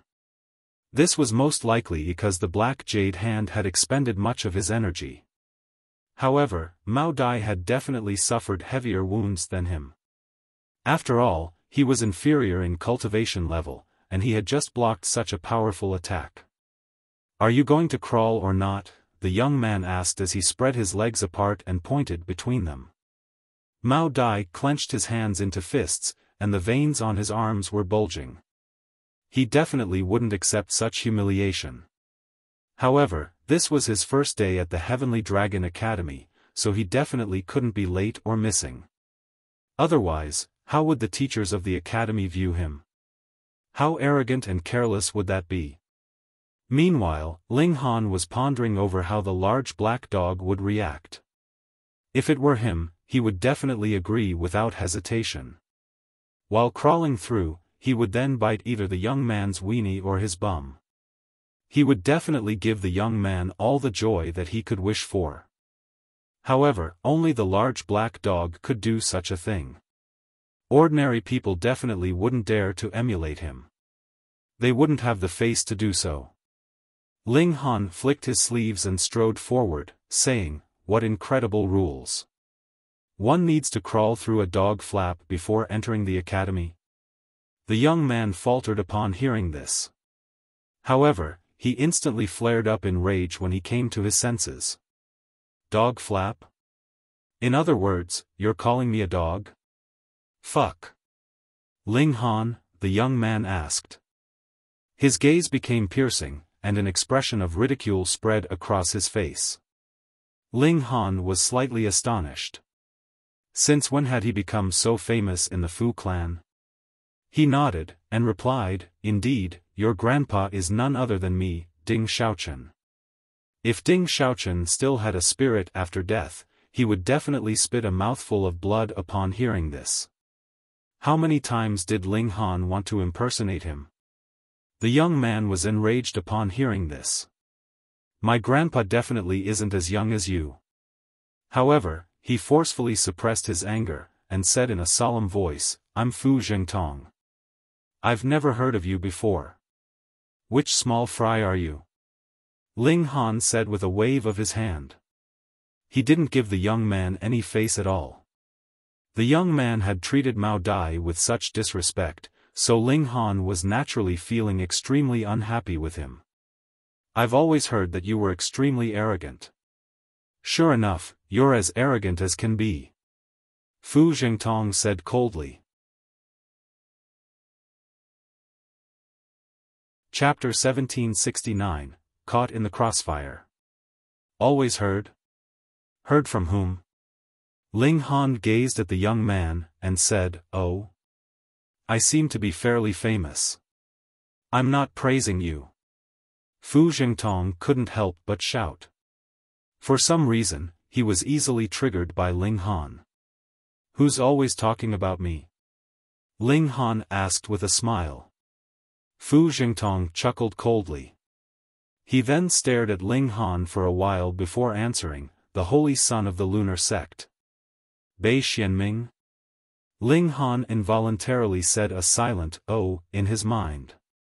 There was no such thing as random love in this world, and there was similarly no such thing as random hate. Even a profligate disciple like Fu Zhengtong wouldn't randomly block the entrance to the academy for no good reason. However, if he were an acquaintance of Bei Xianming, then everything would make perfect sense. Bei Xianming had suffered at the hands of Ling Han before, so he was now encouraging Fu Zhengtong to block the gate to the academy. As for Mao Dai, he was simply someone who had been caught in the crossfire. Anyhow, it was unclear whether Fu Zhengtong had decided to have some fun first, or he had purposely targeted Mao Dai because he knew about his good relationship with Ling Han. In any case, Mao Dai had definitely been dragged into this mess by Ling Han. Ling Han rubbed his nose upon thinking of this. Since this was the case, he would simply beat Fu Zhengtong to exact revenge for Mao Dai. This was only a beating, so it wouldn't matter too much, right? To say nothing of his relationship with Fu Gaoyun, just his relationship with the two great alchemists was enough for him to act arrogantly in the Fu clan. Of course, this arrogance naturally came with a limit. "Are you Bei Xuanming's lackey?" he asked with a smile. "He was pummeled by me, yet he doesn't dare to challenge me face to face, so he encouraged trash like you to cause trouble for me?" Trash? Fu Zhengtong almost jumped up in fury. He was a member of the Fu clan. What did this mean? This meant that everyone in the surrounding 10,000 or so cities would need to respectfully refer to him as Young Master Tong, even if they were dividing soul-tier elites. You have no background, and you've only just advanced to the severing mundane tier. Yet, you actually dare to act so wantonly before me? Ling Han, do you think you can act arrogantly and wantonly just because you have the support of Fu Gaoyun? Fu Zhengtong asked with a cold chuckle. There was a strong sense of disdain in his voice. However, his eyes suddenly lit up when he saw the arriving Empress and Heavenly Phoenix Divine Maiden. More precisely, it was because he had seen the Empress. Although the Heavenly Phoenix Divine Maiden was also stunningly beautiful, one could still find around 10 similarly beautiful women in any one city. Moreover, she hadn't reached the severing mundane tier yet, so she wasn't overly attractive to Fu Zhengtong. However, the Empress was completely different. Although her true appearance was concealed, her figure was far too shapely and perfect. Combined with her mysterious and noble aura, as well as her severing mundane tier cultivation, Fu Zhengtong's heart instantly started to thump in excitement. With his power and status, he didn't only consider a woman's appearance and figure when he toyed with them. More of the time, he would focus on their aura, disposition, status, and cultivation level. When taking a female companion, those at the Genesis tier would be nothing more than mere decoration. However, a female companion at the severing mundane tier would be completely different. Everyone would be envious. For example, Fu Zhengtong was extremely envious of Ling Han right now. This was because even he didn't have a severing mundane tier Dao partner. "Oh," Ling Han replied. "So, Fu Gaoyun isn't the successor of the Fu clan? He's only one of the potential successors." Fu Zhengtong said in disdain. "Oh, so you're another potential successor then?" Ling Han said with a chuckle. He was naturally saying this to mock Fu Zhengtong. He hadn't even performed flawless severances, so the Fu clan would definitely be mocked to death if someone like him were to become the future clan leader of the Fu clan. However, Fu Zhengtong wasn't enraged upon hearing this. Instead, he said with an expression of yearning, "I naturally don't have the right to become a potential successor. However, young Master Hai does. He's the future hope of the Fu clan. If Fu Gaoyun, trash who only knows how to play instruments, becomes the future clan leader of the Fu clan, then it will be utter humiliation for the entire clan." By the looks of it, the Fu clan was also divided into many different factions. Moreover, the position of clan leader was far too attractive, so much so that it caused division between the clan members. Everyone supported their own leader. Ling Han came to a sudden realization. Fu Zhengtong hadn't come here to target him simply because of the animosity between him and Bei Xianming. It was also because he had become far too friendly with Fu Gaoyun. As such, he was being targeted by the faction of young Master Hai. As it turned out, he was also someone who was caught in the crossfire. Mao Dai had been caught in the crossfire because of him, and he had been caught in the crossfire because of Fu Gaoyun. I don't care about the Fu clan's internal matters. I don't care about who becomes the clan leader of the Fu clan either. Ling Han shook his head, and continued, however, since you've provoked me, I can't let this slide unless I give you a beating. Ha ha ha. You're only a measly first severance cultivator. Who do you think you are? Fu Zhengtong roared with laughter. Did this person truly think that he could act wantonly just because he was slightly more talented? Ling Han grinned, and said, why speak so much nonsense? Hurry up and fight me. It's my hobby to pummel people like you. Impudence. Fu Zhengtong roared. He immediately charged forward to attack Ling Han. Boom! Countless regulations erupted from his body, transforming into lengths of black chain that arched up into a net that looked much like a hunting spider. Ling Han dashed forward to meet Fu Zhengtong's attack. The Empress' battle prowess was slightly inferior to his, and at this moment, she could only rival elites at the third severance. She couldn't rival those at the fourth severance. However, if she advanced to the peak stage of the second severance, she would most likely be able to rival those at the early stage of the fourth severance. Meanwhile, the Heavenly Phoenix Divine Maiden naturally couldn't rival those at the severing mundane tier. Ling Han reached over, and he immediately grabbed one of the chains of regulations. With a powerful pull, Fu Zhengtong couldn't help but stumble forward. Meanwhile, Ling Han borrowed this momentum to dash forward, throwing a punch as he did so. Fu Zhengtong was greatly astonished. It looked like Ling Han was grabbing a chain, yet in reality, he was actually grabbing onto regulations. The Great Tao was formless, so how could it be grabbed? Moreover, this had caused a backlash to strike his body, making him involuntarily stumble. Ling Han was an absolute freak. Second severance. Fu Zhengtong yelped in astonishment. Since Ling Han had unleashed his aura, he could naturally determine Ling Han's cultivation level. What kind of first severance was this? If this was the first severance, then he would hack his head off and use it as a football. That fucking Bei Xianming was far too unreliable. And he had even said that Ling Han had only just advanced to the severing mundane tier in the severing mundane pool. He had clearly advanced to the second severance there. Perhaps Ling Han had advanced from the first severance to the second severance in these past few years? Even if he were beaten to death, Fu Zhengtong would still refuse to believe this. After all, did this make any sense? However, he quickly composed himself, saying, so what if you're at the second severance? There was disdain on his face, and he immediately raised his fist to throw another punch at Ling Han. Even king tiers were only invincible against those at the same cultivation level. For example, king tiers who had reached the peak stage of the second severance could indeed surpass the barrier in cultivation level and rival those at the early stage of the third severance. However, they would definitely be pummeled by those at the middle stage of the third severance. Right now, Fu Zhengtong was at the early stage of the fourth severance, so what did it matter even if Ling Han were a king tier at the peak stage of the second severance? Before Fu Zhengtong, he was nothing but trash. Ling Han couldn't help but chuckle, and say, you're the one who's faltering and being astonished, yet you're also the one who's saying that there's nothing wrong. It's such a shame that you're not an actor. It's an absolute waste of your talent. Pang! Their fists collided, and both of them instantly stumbled back in retreat.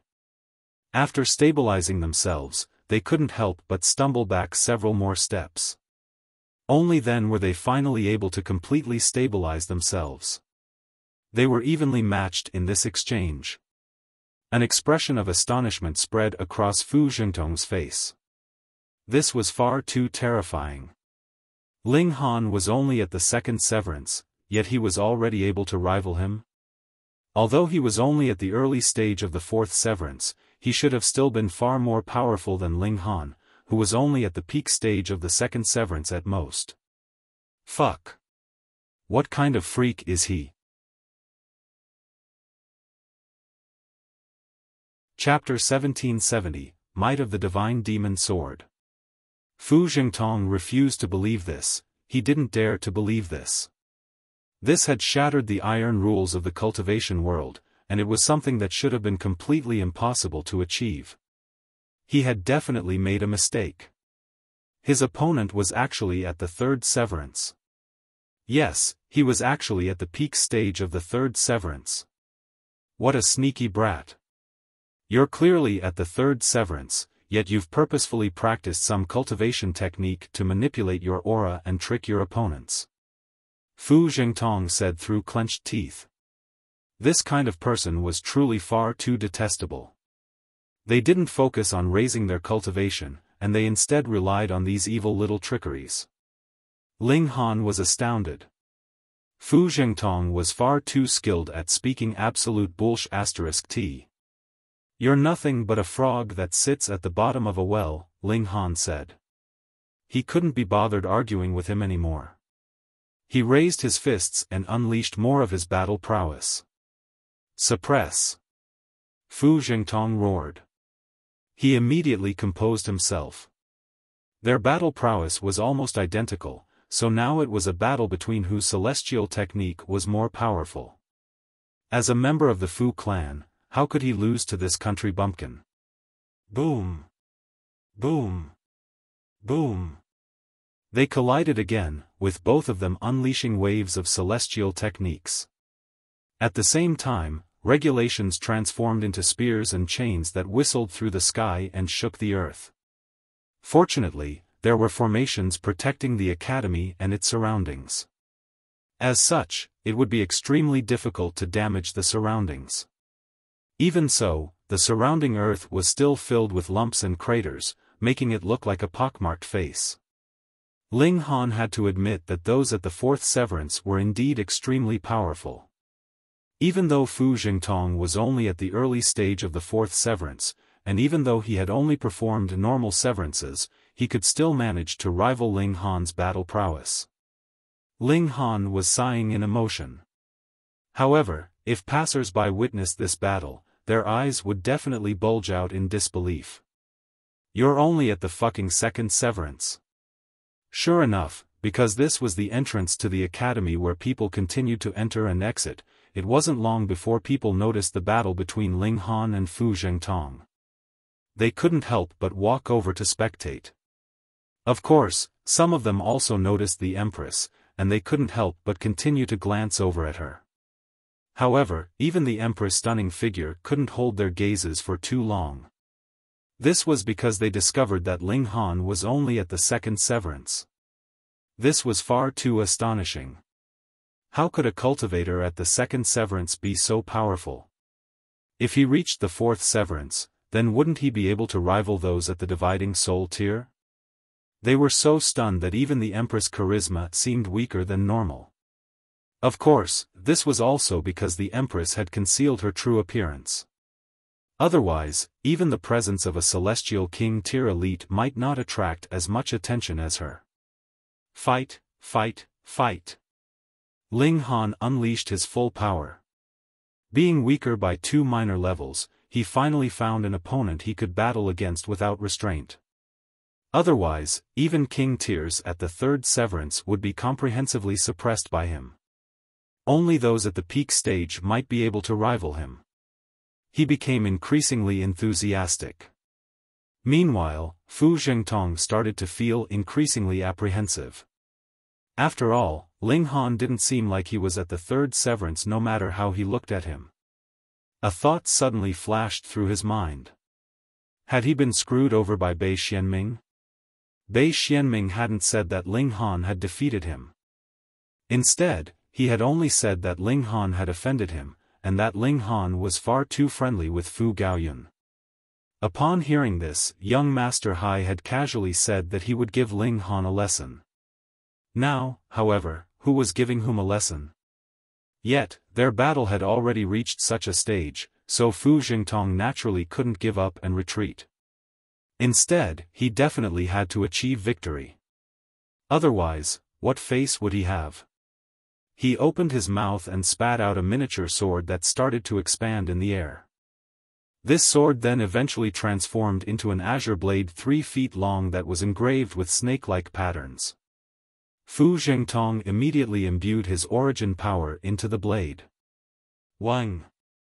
The sword instantly lit up, releasing numerous projections of giant snakes that started to hiss at Ling Han. Defeat him! Fu Jingtong roared as he slashed his sword at Ling Han. Xiao, Xiao, Xiao. The giant snake slithered through the air to attack Ling Han. You think only you have a pseudo-celestial tool? Ling Han asked. He immediately unsheathed his divine demon sword. Coincidentally, he had just raised the toughness of this sword to the level of 2-star pseudo-celestial tool. As such, now was a good time to test its might. Wang! The divine demon sword shuddered slightly, yet it didn't unleash any rays of brilliant light. In fact, not even symbols of the great Tao materialized on the blade of the sword. At a glance, this looked like an incredibly ordinary sword. In fact, Ling Han had already erased all of the saintly patterns that had previously existed on the sword. After all, those saintly patterns were nothing more than imperfections to the current divine demon sword. The divine demon sword looked as ordinary as could be, yet when Ling Han slashed down, it released bursts of sword light that illuminated the sky. At the same time, countless bursts of sword chi surged forth, and it was as if they wanted to shatter the entire sky. Pa, pa, pa, pa. The projections of the giant snakes were immediately obliterated by the countless bursts of sword chi. However, the bursts of sword chi didn't dissipate, and they instead continued to slash at the nearby Fu Jingtong. What? Fu Jingtong was completely astounded. He had retrieved his pseudo-celestial tool to settle victory and defeat in one resolute attack, yet who would have thought that the country bumpkin would also retrieve a pseudo-celestial tool? Moreover, Ling Han's pseudo-celestial tool was even more powerful than his. He frantically shot back in retreat. The bursts of sword chi from the divine demon sword were far too terrifying. In fact, they were powerful enough to easily slice through his flesh. Although they weren't powerful enough to kill him, who would want to suffer severe wounds for no good reason? Just then, they had still been evenly matched. However, with the addition of the divine demon sword, the battle instantly started to become one-sided. In just a dozen or so exchanges, Fu Jingtong was severely wounded by sword chi, with blood gushing from his wounds. Being cut by the divine demon sword was definitely no joke. Moreover, Fu Jingtong had only been cut by the sword chi. If he had been cut by the actual divine demon sword, he would have been dead already. Fu Jingtong retreated for at least 50 kilometers before coming to a stop. Meanwhile, he continued to stare at Ling Han, who was still standing in the distance. At this moment, he had truly lost all face. He had initially wanted to teach Ling Han a lesson, yet it was now him who was being taught a lesson. Moreover, this had been witnessed by countless people. If word of this got back to young Master Hai, perhaps he would even be scolded and fall out of favor. After all, young Master Hai didn't need trash. However, should he continue to fight against Ling Han? Forget about it, he didn't want to get pummeled. Meanwhile, the spectators were all engaged in spirited discussions before the gate of the academy.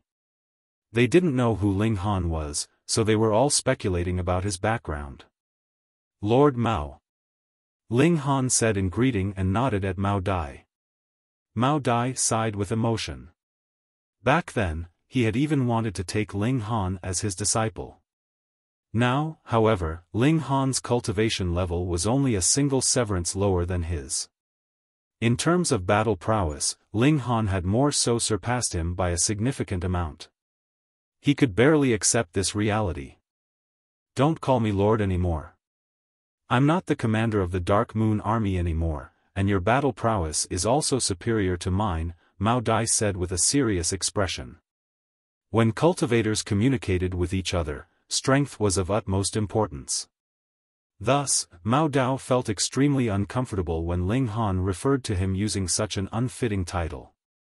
Ling Han didn't insist anymore, and he said, "Then I'll call you Brother Mao." Mao Dai nodded upon hearing this.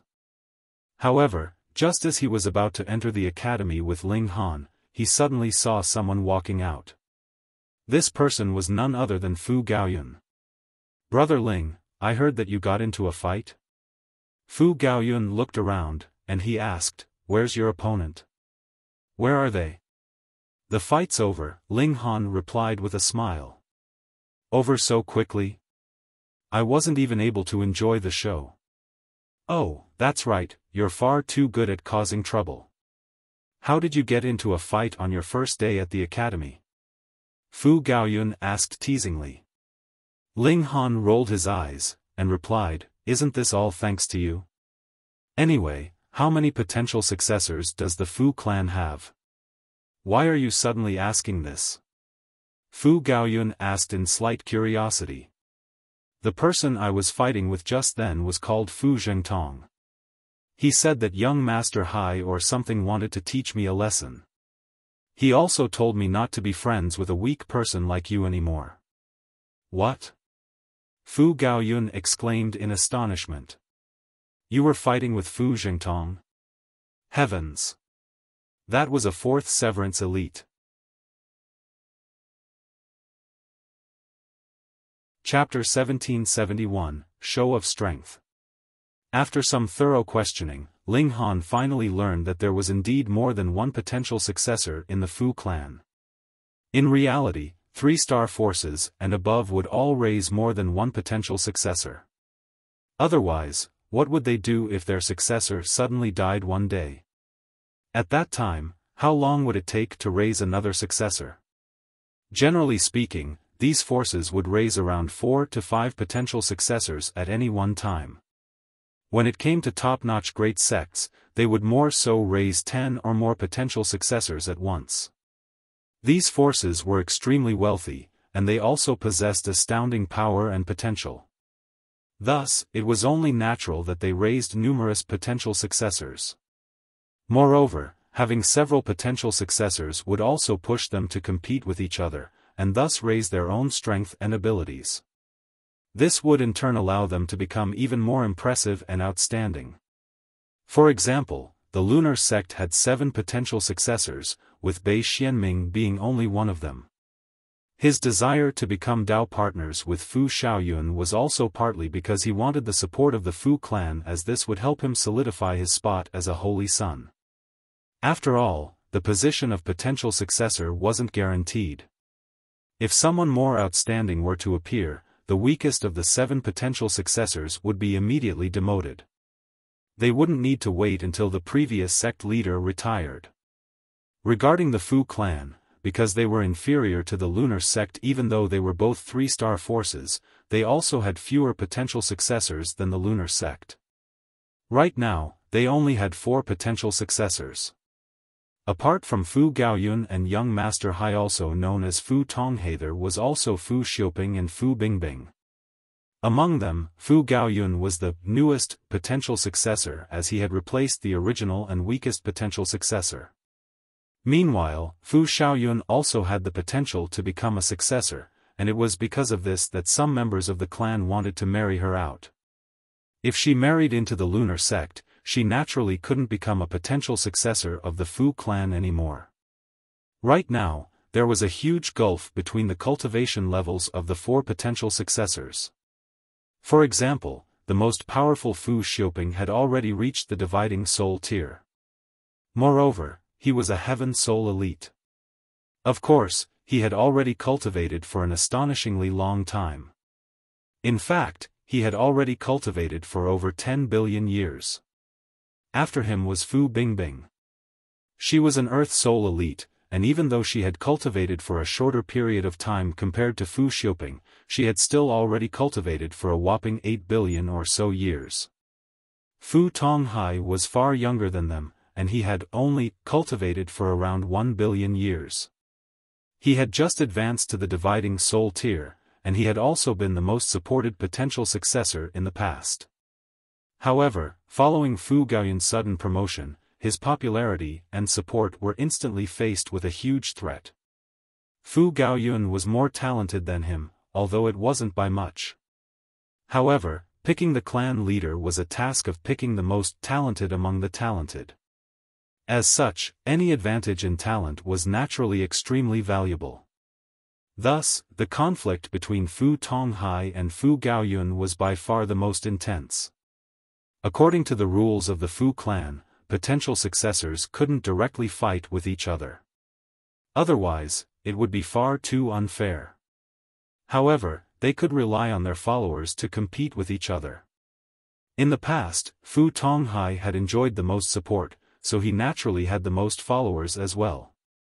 Meanwhile, Fu Gaoyun had only been promoted not long ago, so he had far fewer supporters than Fu Tonghai. Moreover, his supporters were also far weaker than Fu Tonghai's supporters. Fortunately, the cultivation level of their followers was strictly limited to the severing mundane tier.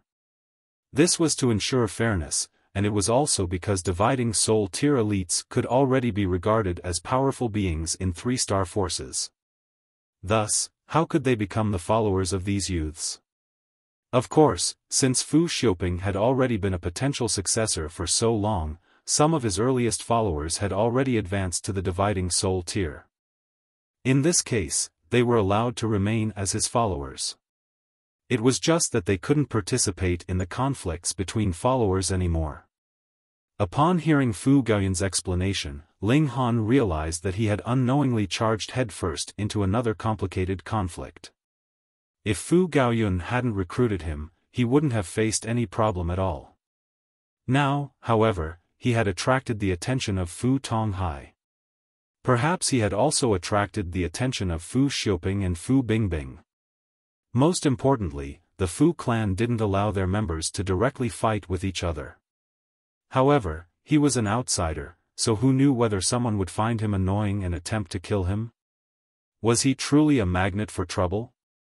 Fu Gaoyun tugged at Ling Han's arm with a smile, and said, "Come, I'll introduce you to a few friends." This academy was as large as a planet, so the residential areas for the students were also as extravagant as could be. Fu Gaoyun led Ling Han and his 3 companions to a courtyard that was situated on a mountainside and next to a limpid river. As they entered, they were immediately welcomed by servants. Upon entering the courtyard, they saw that there was currently a gathering being held here. There were a dozen or so people drinking tea and conversing. When they saw Fu Gaoyun, they immediately stood up to greet him. "Come, let me introduce these 4 friends to everyone. This is Ling Han, Brother Ling. These 2 celestial maidens are Brother Ling's Dao partners, and this over here is Mao Dai, Brother Mao." Fu Gaoyun briefly introduced Ling Han and his 3 companions. "Brother Ling, Brother Mao," the people said in greeting and clasped their hands. As for the Empress and the Heavenly Phoenix Divine Maiden, they simply nodded at them in acknowledgement. After all, they were Ling Han's wives, so they couldn't act too familiar with them. Ling Han and Mao Dai also clasped their hands in greeting. They were being treated with respect, so they naturally had to respond with respect as well. "It seems like young Master Yun holds you in extremely high regard, hey," a young man who was holding a teacup said. His eyes were fixed on Ling Han, and he continued, "Come, I'll use tea as wine and give a toast to Brother Ling." He was feeling slightly bitter at this moment. This was because Fu Gaoyun had personally gone to invite Ling Han and his companions. Moreover, since Ling Han was with his wives, it was clear that he was the person being invited by Fu Gaoyun. What right did he have to enjoy this treatment? The corners of Ling Han's lips curled up into a slight smile. He truly didn't care about who became the clan leader of the Fu clan. However, if anyone dared to provoke him, he definitely wouldn't show any mercy either. He was just about to raise his cup and punish the young man, yet the Empress suddenly reached over to stop him. "You don't have the right to enjoy tea with my husband," the Empress said. Her slender hand pushed forward, and it was as quick and powerful as lightning. The young man's expression instantly changed. He hurriedly raised his other hand to block, yet he was no match for the Empress at all. Tea sprayed from his cup and drenched his entire face. Who told him to have bad intentions? He said that he was toasting Ling Han, yet he actually wanted to target and embarrass Ling Han. Everyone was slightly surprised upon seeing this. This young man was called Jin Jiyu, and he was a junior of the Jin clan, a subordinate clan of the Fu clan. His cultivation talent was decent, and he had a chance to become a pillar of the Jin clan in the future. When competing for the position of clan leader, Fu Gaoyun and the others didn't only compete for the support of those in the Fu clan. They also competed for the support of those in the subordinate forces. Meanwhile, these subordinate forces would also seize this opportunity to raise their own status. If they picked the right person, their status would definitely rise by a significant amount. However, if they picked the wrong person, their fate would definitely be miserable. As the saying went, each leader would reshuffle their own subordinates. Jin Jiyu was at the peak stage of the second severance. Although he hadn't performed flawless severances, his severances weren't much weaker than a flawless severance. In fact, he was only slightly weaker than Fu Gaoyun. However, he was still completely no match for the Empress.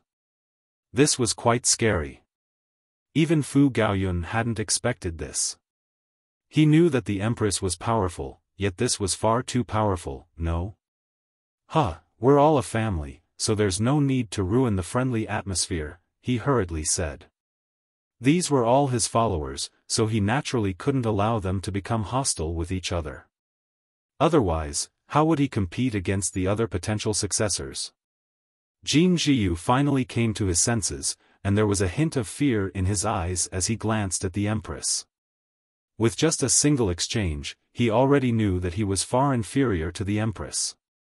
The gulf between them was far too huge, so much so that it couldn't be surmounted even if he used his trump cards. With this show of strength, everyone instantly became friendly and enthusiastic. In reality, cultivators were fairly realistic people, and they would immediately become obedient if they were beaten enough times. Everyone conversed as they drank tea, and they also exchanged their understandings of cultivation. At this moment, someone said, "Young Master Yun, why don't you play a few pieces for us?" Fu Gaoyun's expression instantly darkened.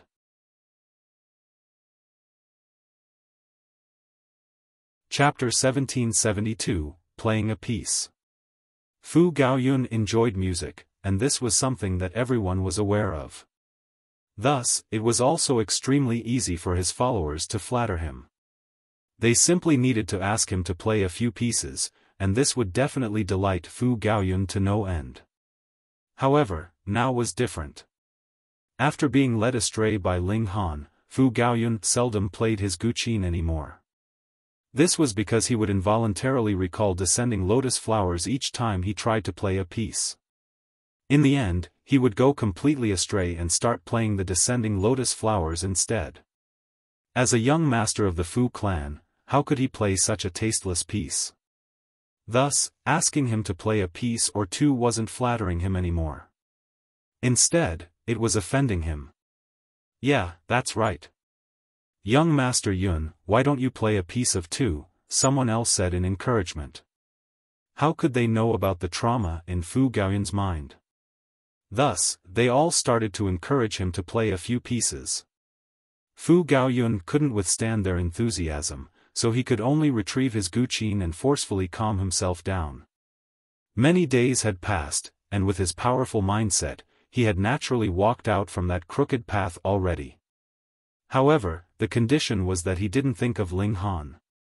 Otherwise, his tune would definitely go astray again. "I won't think about it. I won't think about it." He closed his eyes and placed his fingers onto the guqin. Clear and spring-like sounds instantly flowed out from his instrument. Objectively speaking, Fu Gaoyun was indeed extremely talented in music. Of course, this was fairly inevitable. After all, having lived long enough, and having enough talent, what couldn't one become skilled at as long as they put in the effort? Everyone swayed their head in intoxication.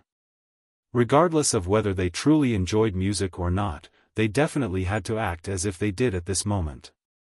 Meanwhile, Ling Han yawned in boredom. He didn't have a single artistic bone in his body, and if he had the spare time, he would rather cultivate or research alchemy than waste his time listening to music.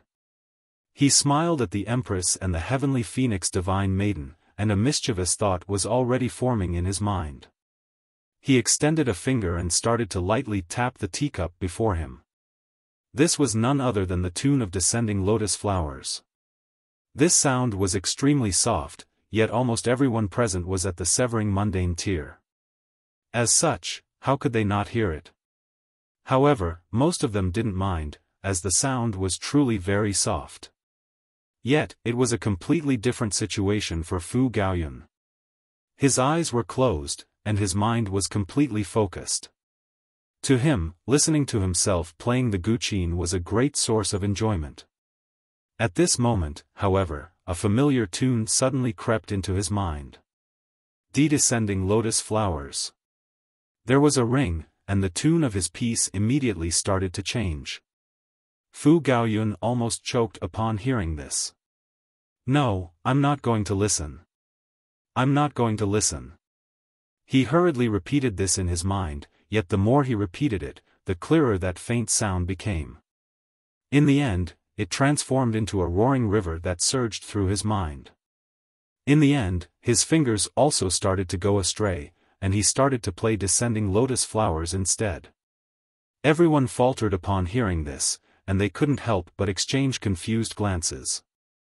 They could all see the puzzlement and awkwardness in each other's eyes. What in the world was young Master Yun playing? Why did it sound like the story of a beggar? Forget about it. Forget about it. Fu Gaoyun said. He finally came to his senses, and he immediately pushed his guqin away. His expression was as if he had endured great humiliation. Meanwhile, everyone else was wearing strange expressions. They wanted to laugh, yet they didn't dare to. They wanted to speak, yet they also didn't dare to. They felt as stifled as could be. Ha ha ha. However, Ling Han immediately roared with laughter. He was the culprit, and he also dared to admit that he was the culprit. Facing Ling Han, Fu Gaoyun could only shake his head in exasperation. What's so enjoyable? A young man asked as he walked over.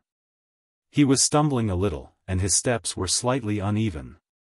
Brother Cheng, everyone immediately said in greeting. This person was Cheng Zhong, a member of the Cheng clan, one of the most powerful subordinate clans of the Fu clan. Thus, Cheng Zhong's support was incredibly important to Fu Gaoyun. Of course, it was still difficult to say who would become the next clan leader of the Cheng clan. It wasn't necessarily certain that Cheng Zhong would become the future clan leader. Because of the Cheng clan's power, it was only natural that everyone treated Cheng Zhong with respect. In fact, even Fu Gaoyun had to give him face. Cheng Zhong, what's wrong? Fu Gaoyun asked casually. Cheng Zhong shook his head, and replied, don't mention it. I was bitten by a dog. What? Everyone almost spat out a mouthful of tea upon hearing this. After all, this was far too ridiculous. What was Cheng Zhong's cultivation level? He was at the middle stage of the fourth severance. At the same time, he was also the most powerful follower of Fu Gaoyun. However, an elite such as him had actually been bitten by a dog? If word of this spread, they would definitely be mocked to death. Meanwhile, Ling Han wore a strange expression upon hearing this. Why did this sound so familiar? How is that possible? Fu Gaoyun asked in astonishment.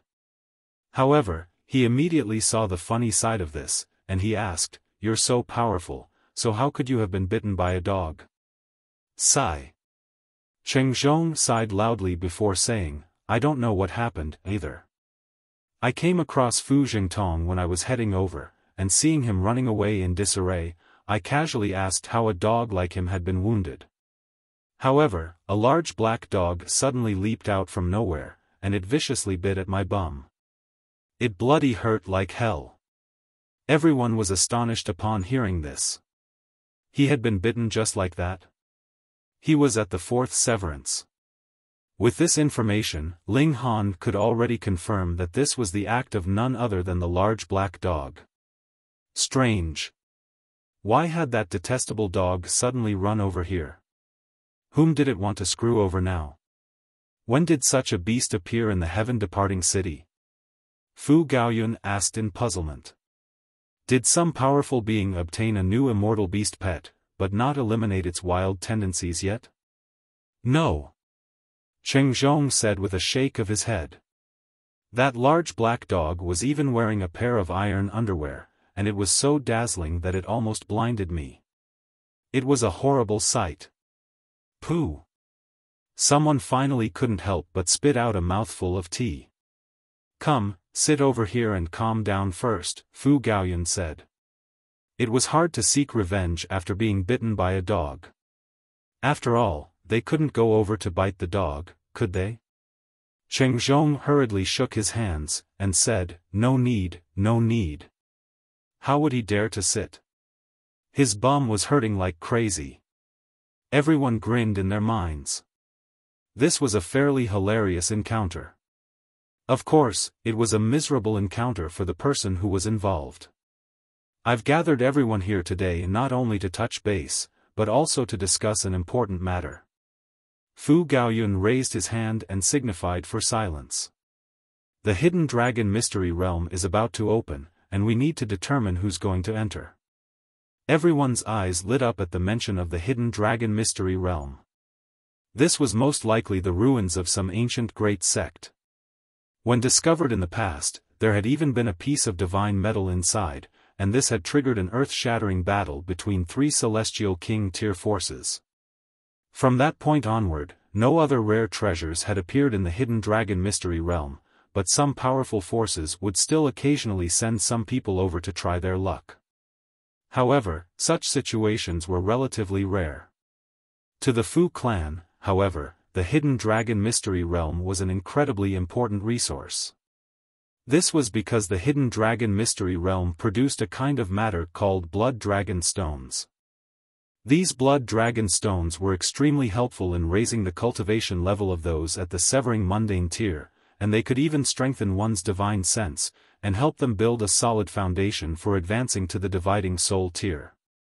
From time to time, they would also find some lost cultivation techniques and celestial techniques in this mystery realm. Once perfected, these cultivation techniques and celestial techniques could potentially even reach the level of the Immortal Palace tier or Ascending Origin tier. These were incredibly freakish techniques. Anyhow, because of the earth-shattering battle that had occurred inside the Hidden Dragon Mystery Realm, there were currents of extremely terrifying auras suffusing the entire mystery realm. However, once every 30 million years, a volcano inside the mystery realm would erupt, temporarily suppressing the wild and terrifying auras. During this time, cultivators would be able to enter. Moreover, apart from lava, this volcano also produced blood dragon stones. Even so, one would still need to wear outer garments that were specially made from scraps of blood dragon stones if they wanted to safely enter the Hidden Dragon Mystery Realm. Otherwise, their fate could only be death. However, these outer garments were extremely rare, and their effects would also weaken with the passing of time. Thus, they were essentially single-use items. That being the case, only a limited number of people were allowed to enter the Hidden Dragon Mystery Realm.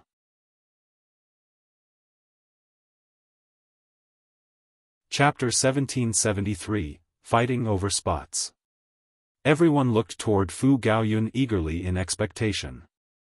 The Hidden Dragon Mystery Realm wasn't fully controlled by the Fu clan. Instead, it was jointly controlled by the 4 nearby 3-star forces. At the same time, some of the further 3-star forces would also stick their noses into this matter. However, they were only allowed to send smaller teams of people. Moreover, the Hidden Dragon Mystery Realm also had a restriction: only those at the Severing Mundane tier could enter. It wasn't that those at the Dividing Soul tier and Immortal Palace tier couldn't enter. Rather, it was just that they couldn't venture too deep into the mystery realm. As such, it would be a massive waste of the Blood Dragon armors. To youths, entering the Hidden Dragon mystery realm signified a potentially huge turning point in their lives. If they were fortunate enough to come across a Celestial King tier celestial technique and swallow a few celestial pills, they would become as freakish as could be. Fu Gaoyun was one of the 4 potential successors of the Fu clan, so he was able to give out 10 spots. One of the spots would definitely be reserved for himself, so there were only 9 spots remaining. Young Master Yun, I'm willing to follow you. I'm willing to wade through fire and water to serve you, someone immediately shouted. Their expression of loyalty was as fake as could be. Under their pretense, they were essentially asking for a spot to enter the Hidden Dragon mystery realm. Young Master Yun, I'm willing to be your loyal servant. Young Master Yun. Young Master Yun. Many people started to call out, and they all expressed their willingness to serve Fu Gaoyun. However, there were also those who were relatively more reserved. For example, Cheng Zhong. He was a prodigy of the Cheng clan, so he would receive a spot from his clan even if he didn't receive one from Fu Gaoyun. As one of the 5 most powerful subordinate forces of the Fu clan, the Cheng clan could naturally receive a portion of the spots to enter the mystery realm. However, this portion was naturally far smaller than what the Fu clan received. Anyhow, since Cheng Zhong had decided to support Fu Gaoyun, he would definitely feel resentment toward Fu Gaoyun if he didn't end up giving him a spot. At that time, it was extremely likely that he would leave to support another potential successor. Everything depended on how Fu Gaoyun allocated the spots. This was a test of his leadership skills, and this was something that each clan leader needed to learn about. He definitely couldn't satisfy everyone, so this was a huge test regarding how he would make his choices, as well as how he would console those who weren't selected. Ling Han didn't speak. He knew about the Hidden Dragon mystery realm, so he decided to obtain a few more Blood Dragon stones for Fu Gaoyun if he ended up giving him a spot. Such would be his repayment. Even if he didn't obtain enough Blood Dragon stones, he would still have things like the Reincarnation Tea to use as a substitute. He would definitely repay Fu Gaoyun if he received a spot. Anyhow, Ling Han's biggest value was his potential. He had the potential to become a Celestial King tier elite, and he also had the potential to become a 5-star alchemist. Everything came down to Fu Gaoyun's judgment, as well as his determination to gamble. Moreover, since Fu Gaoyun had announced this to everyone, he had naturally considered all of the possibilities already. He slowly opened his mouth to assign the 9 spots. Sure enough, Cheng Zhong received one of the spots. A person called Li Xian also received a spot. After them, Ling Han and the Empress also received a spot each. As for the final 5 spots, Fu Gaoyun put them up for anyone to receive. They would hold a small competition, and those who achieved victory would receive these spots. Through this method, those who lost wouldn't have anyone to complain to. After all, this was the cultivation world where might made right. After the competition, those who won naturally felt nothing but joy. However, those who lost felt extremely dissatisfied with Ling Han and the Empress receiving 2 of the spots. What right did they have? They had only just arrived, and they didn't have any powerful background, either. Yet, they had received 2 of the spots just like that. Who could accept this? However, they didn't dare to express their dissatisfaction before Fu Gaoyun. Thus, they all buried this emotion into the bottom of their hearts. They definitely couldn't swallow this bitter pill. When the gathering ended, Ling Han and the Empress went to their residence in the academy. This was a large residence. In fact, it was essentially a huge courtyard. There were even hundreds of servants, and all of them were at least at the heavenly body tier. This was incredibly extravagant. Fu Gaoyun was very understanding, and he didn't organize 3 separate residences for Ling Han and his 2 wives. Instead, he put them all in the same residence. Right after settling in, Ling Han was informed by a servant that someone had come to visit. Ling Han pondered for a moment before telling the servant to invite the guest in. This was a man in azure robes. His name was Xiaofan, and Ling Han had seen him during the gathering just then. He was at the peak stage of the first severance, and he hadn't managed to win a spot during the competition just then. Zhao Mingpang walked into the hall before glancing at Ling Han, and disdainfully saying, "You're Ling Han, right? Visit young Master Yun tomorrow and tell him that you don't want to go to the Hidden Dragon Mystery Realm. Instead, transfer the spot to me. However, I won't take your spot for nothing. Here." He tossed a spatial ring at Ling Han, saying, "There are 10,000 star stones inside. It's more than enough to compensate you." Truth be told, 10,000 star stones was indeed a huge sum of money. However, it was completely worthless when compared to a spot to enter the Hidden Dragon Mystery Realm. Moreover, they had already advanced to the Severing Mundane tier, and obtained a limitless lifespan, so would it be difficult to earn some star stones? Ling Han chuckled as he accepted the spatial ring. An understanding expression spread across Xiaofang's face. This was just as he had expected. In his eyes, Ling Han didn't have any background at all. Instead, he was only here because Fu Gaoyun held him in high regard. As such, he didn't have any confidence at all. After giving him a fright, he would definitely become as obedient as could be. Sure enough, Ling Han yielded before he could even voice his threats. What an absolute coward. I'll happily accept this welcome gift. Now, piss off. Ling Han waved his hand to dismiss Xiaofan. What? Xiaofan faltered upon hearing this. He thought that he had heard wrong, and he asked, "What did you say?"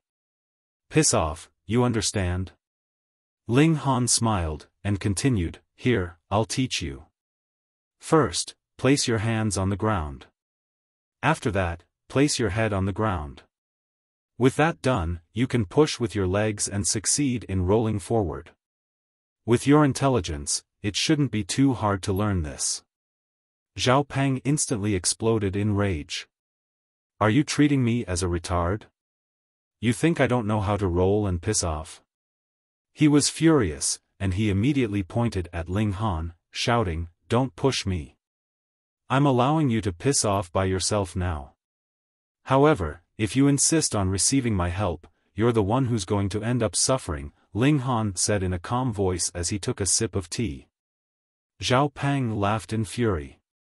This person was far too audacious. Not only was he refusing to cooperate with him, but he had even stolen his star stones. Where had his courage come from? "Ling Han, you're far too overconfident," he said with a cold chuckle. "I'll give you one final chance. Do as I say. Otherwise, your fate will be incredibly miserable." Ling Han smiled, and said, "Same back to you. Don't bring trouble upon yourself." "Impudence!" Xiaofan roared. He immediately lashed out, unable to contain his anger anymore. If Ling Han were replaced with the Empress, Xiaofan definitely wouldn't dare to attack her, regardless of how furious he was. After all, she had easily defeated Jin Jiyu, a second Severance elite, in a single strike. Thus, defeating him, a first Severance elite, would be as easy as pie. However, could Ling Han also be that freakish? Ling Han sighed upon seeing this. There were always those who insisted on receiving a beating before they finally learned to become obedient. That being the case, he could only trouble himself to teach them some life lessons. "Pa!" He casually reached over and grabbed Xiaofang's neck. He then lifted him up as if he were a baby chick.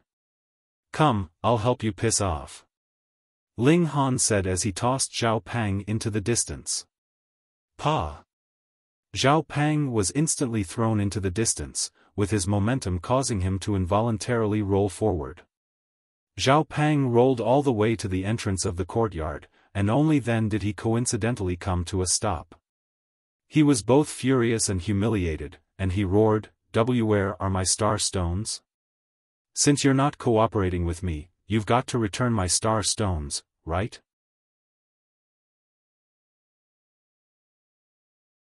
Chapter 1774, Broken. What star stones? Ling Han asked casually. An expression of astonishment then spread across his face, and he said, "Perhaps you're referring to the welcome gift that you gave me just then? Say. Oh, that's right, what's your name again?" He glanced at Xiaofan, and he didn't give him an opportunity to speak before waving his hand, and saying, "Forget about it. That's not important. Say, you're far too insincere. How can you ask for your welcome gift back? Fuck your sister."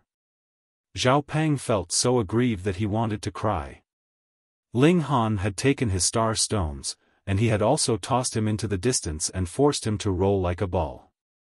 Now, he was even saying that he had forgotten his name. How detestable. He hesitated for a moment before lowering his head and running away. After all, he definitely couldn't defeat Ling Han. However, could he allow this person with no background whatsoever to bully him, Xiaofan? Did he truly think that the Zhao clan was mere decoration? He would return to gather reinforcements. Meanwhile, Ling Han couldn't care less. Regardless of whether he took Xiaofang's star stones or not, Xiaofan would definitely continue to target him anyway. Thus, he would simply treat these 10,000 star stones as payment for his trouble. He would continue to play this game with the Zhao clan. However, Xiaofan definitely wasn't the only person who was planning to target him for the spot to enter the Hidden Dragon Mystery Realm. Moreover, there were definitely more people who wanted to target him because of his lack of background. Shortly after shooing Xiaofan away, the servant returned to inform him that another visitor had come. The visitor was Fu Junyong. With the surname Fu, he was naturally a member of the Fu clan. However, there were far too many members in the Fu clan, and there were more so countless different branches. The branch that Fu Junyong belonged to wasn't valued much, so they naturally couldn't receive any spots to enter the Hidden Dragon Mystery Realm. As such, Fu Junyong could only rely on Fu Gaoyun. However, he wasn't strong enough, so he hadn't been able to achieve victory and obtain one of the 5 spots that had been up for grabs. That being the case, he decided to come here to seek Ling Han. This was obviously because he thought Ling Han would be easy to bully. "Brother Ling." Fu Junyong greeted enthusiastically upon entering the hall. He was far more intelligent and sophisticated than Xiaofan. After all, one couldn't strike a smiling person even if they were enraged. Thus, Ling Han smiled, and said, "Brother Junyong."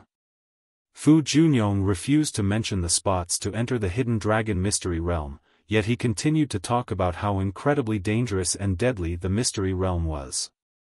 His description was as if Ling Han would most definitely die if he dared to enter. Ling Han pretended to be astonished, and he asked, "Is it truly so dangerous?" "Indeed," Fu Junyong replied. He was delighted upon seeing this, and he immediately seized the opportunity to say, "Brother Ling, how about this? I should be slightly stronger than you, and the clan will also bestow upon me some treasures to protect myself. Why don't I enter the Mystery Realm in your stead? Rest assured, regardless of how many treasures I obtain, I'll give you 90% and only keep 10% for myself. After all, we're on such friendly terms." Holy fuck. This person is truly Blackheart. At least Xiaofan still offered me 10,000 star stones. No matter what, that was still tangible wealth. However, this dude is trying to take my spot for nothing? Giving me 90% and only keeping 10% for yourself? Do you think I'll believe you? At that time, what if you claim that you were extremely unfortunate, and only managed to find 2 pieces of useless rock? How useful will your promise be then?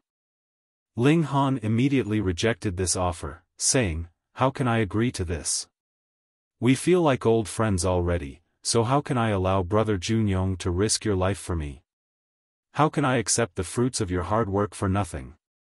I definitely can't agree to this. Fu Junyong couldn't help but look Ling Han up and down. Was he serious or not? If he were serious, then that would make him far too stupid. However, if he were acting, then his expression was far too realistic and convincing. Thus, he could only say, "Brother Ling, I already said. I'm slightly stronger than you, and I also have the support of the clan. Thus, it'll definitely be far safer for me to go in your stead." Then that's even more the reason that I can't agree. Ling Han said in righteousness. What if Brother Junyong gets wounded? What if Brother Junyong accidentally dies? At that time, what will happen to your wife?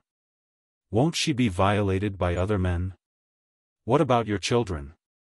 Won't they have to refer to other men as father? What if they're maltreated? What if there's no one to burn incense for you in the future? Holy fuck. Your imagination is far too rich and far-fetched. I'm still alive and healthy, so is it really okay for you to curse me like that?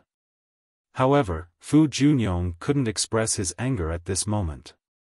After all, Ling Han was saying this out of care and concern.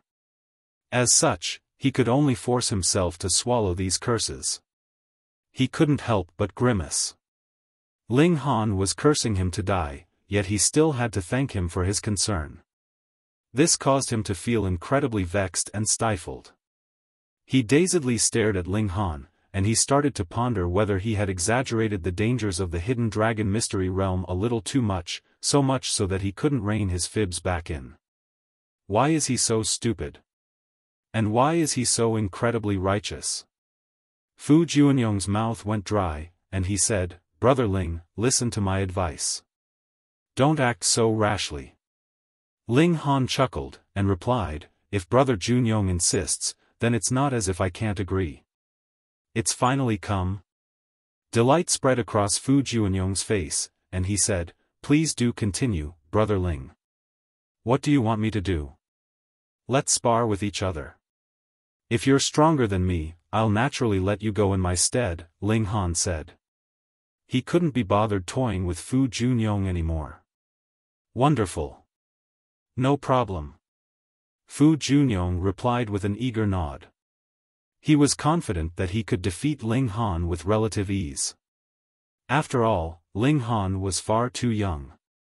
Moreover, he was most likely held in high regard by Fu Gaoyun because of his supreme talent and his incredible potential, not his strength. The two of them faced off against each other in the courtyard.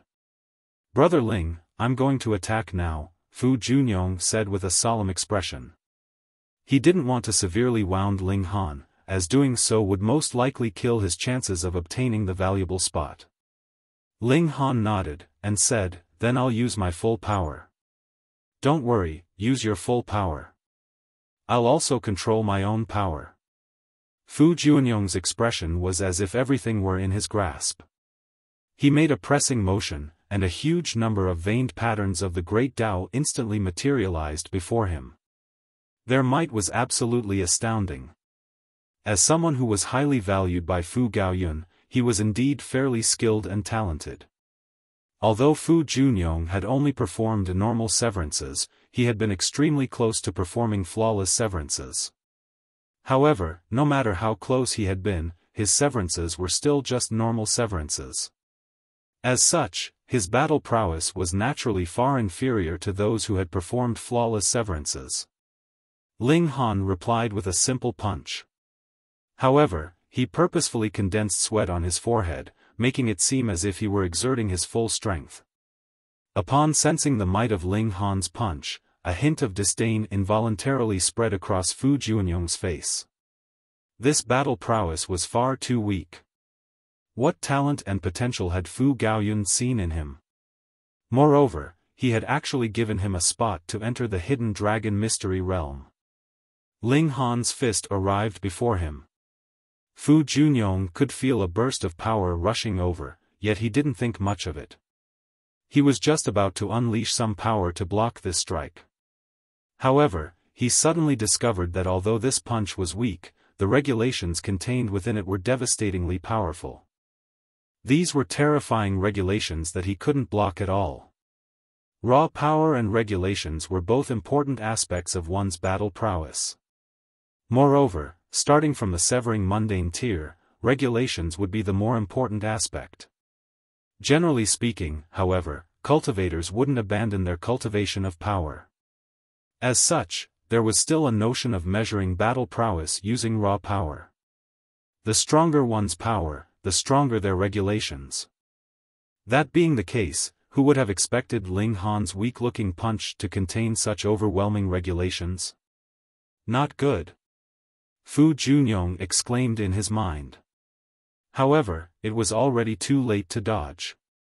The regulations of the Great Tao surged through his body. Pooh! He instantly spat a mouthful of blood, and his face also became as white as a sheet. Ling Han hurriedly dashed over, and asked, "Aya. Brother Junyong, are you okay?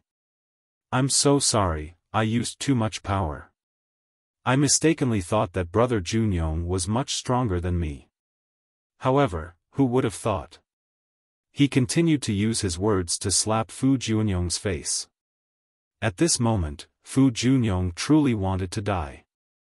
How pitiful he was. He had been pummeled into spitting blood, yet he couldn't find any reason to explode in rage. It was he who had said that he would control his power, and it was he who had told Ling Han to use his full power. Thus, he had no option but to swallow this painful result. This was truly a case of Mr. Wang from next door. Fu Junyong had been completely screwed over.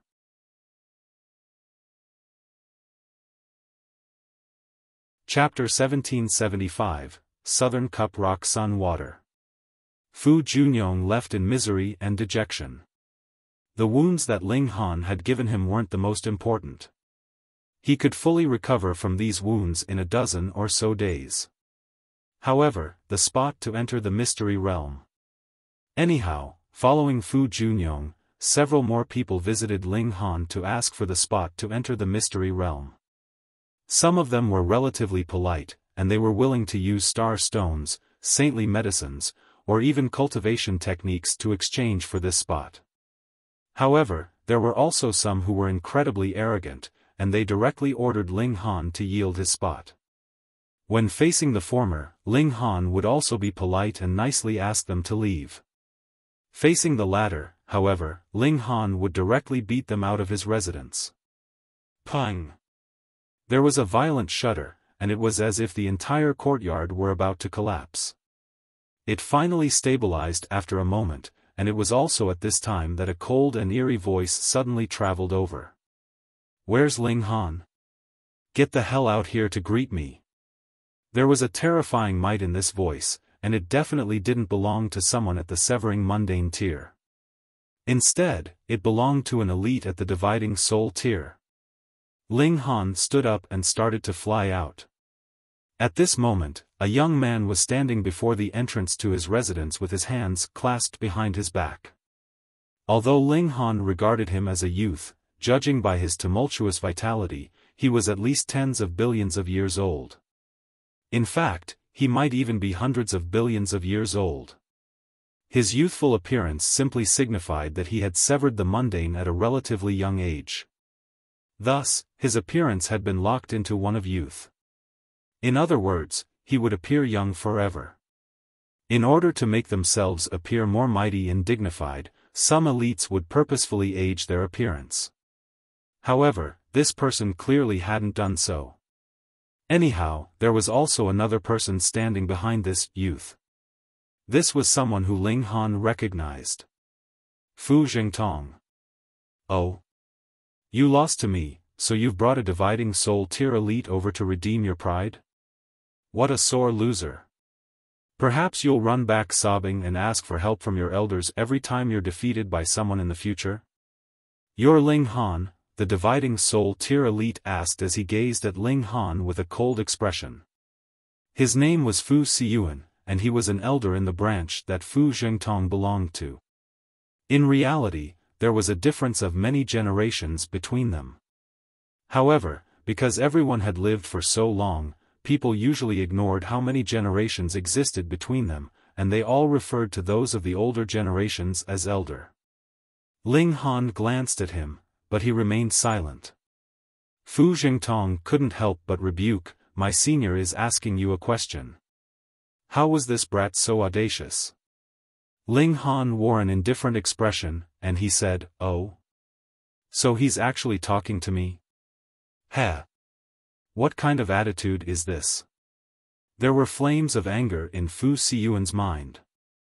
How was there such an ignorant and naive junior?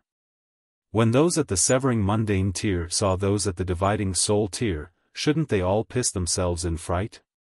His voice was solemn, and he said, "You used underhanded methods to defeat Jingtong, so now, I want you two to engage in a fair battle again." Underhanded? Ling Han chuckled coldly in his mind. How much of a sore loser was this Fu Jingtong? He had actually made up such a **TTY excuse? Moreover, if Fu Jingtong truly wanted to redeem his pride, he could have simply returned here by himself. Why bring a dividing soul tier elite with him? Was this not to frighten Ling Han? Did he dare to win? If he won, he would need to face the rage of a dividing soul tier elite. In fact, Fu Siyuan might even interfere with their battle and directly target Ling Han. Most of the students in this academy were only at the severing mundane tier, so they most likely wouldn't be able to detect Fu Siyuan's underhanded techniques. They were blatantly bullying Ling Han. "Fine, then let's battle again," Ling Han said indifferently. Fu Siyuan's and Fu Jingtong's expression was as if they had already expected this outcome. In their eyes, Ling Han naturally couldn't reject the request of a dividing soul tier elite. Meanwhile, Fu Jingtong also felt like he had lost unfairly. His battle prowess was no weaker than Ling Han's, and it was because of Ling Han's high-level pseudo-celestial tool that he had been riddled with wounds. As such, they would both be banned from using pseudo-celestial tools during the following battle. However, he had received a precious treasure from his elder, and this would help him obtain definite victory. His battle with Ling Han didn't simply represent himself and Ling Han. Instead, it also represented the conflict and competition between Fu Gaoyun and Fu Tonghai, two of the potential successors of the Fu clan. The more outstanding a potential successor, the more powerful elites they would naturally attract to their alliance. Similarly, the quality and strength of a potential successor's followers would also directly reflect their influence and power. After leaving the courtyard, Fu Siyuan unleashed a deafening roar that shook the surroundings. It wasn't long before people started to fly over. The more time that passed, the more people that gathered. They had all been attracted here by the loud commotion. "What's going on?" everyone asked. They were confused as to what was happening. Fu Siyuan immediately explained that this was a simple sparring match. A sparring match? Then why do they need a dividing soul tier elite? Everyone watched on in curiosity. Meanwhile, Ling Han faced off against Fu Jingtong. "Ling Han, you relied on your pseudo-celestial tool to achieve a slight advantage over me last time. This time, however, we'll simply compete using our celestial techniques. We'll spar using our true strength," Fu Jingtong said. His face was filled with indignance. He truly believed that he had lost because of Ling Han's pseudo-celestial tool. Thus, he would decisively turn the tables and achieve victory this time. Ling Han shrugged his shoulders, and said, "All right, so are you going to fight or not? If you want to fight, then stop uttering nonsense. Otherwise, your words will come back to bite you when you lose again." Fu Jingtong humphed upon hearing this. Wang. With a single thought, a water dragon surged out from his body. This was a crystalline and semi-transparent dragon whose scales were all formed from the symbols of the Great Tao. Its might was utterly terrifying. "Southern Cup Rock Sun Water," someone immediately exclaimed in astonishment. After transforming and developing for hundreds of millions of years, this is the formation of intelligence and form of the great Tao of water. Gasp! Unleashing something like this? Southern Cup Rock Sun Water. This was a spiritual matter nurtured and birthed by heaven and earth. In essence, this was an extremely nutritious and beneficial matter. If a cultivator refined it, not only would their origin power rise by an explosive amount, but even their control over water element regulations would improve by a significant degree. However, such precious treasures could only be discovered by chance. In fact, even celestial king tiers couldn't necessarily obtain such treasures. Moreover, the Southern Cup Rock Sun Water could still continue to evolve. It could still develop a spirit and gain awareness, thereby becoming a true life form. This was quite terrifying. According to rumors, the most powerful of these spiritual matters could even reach the ascending origin tier. This was only a single major tier below the celestial king tier. If these spiritual matters advanced to the celestial king tier, they wouldn't be spiritual matters anymore. Instead, they would become source power. For example, ancestral flames and source water.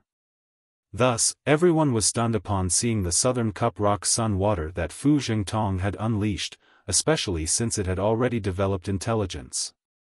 No, this Southern Cup Rock Sun Water doesn't have enough spiritual awareness yet. It doesn't seem like it's developed a true life, a sharp-eyed person immediately said. It was most likely captured by an elite while it was forming intelligence and awareness.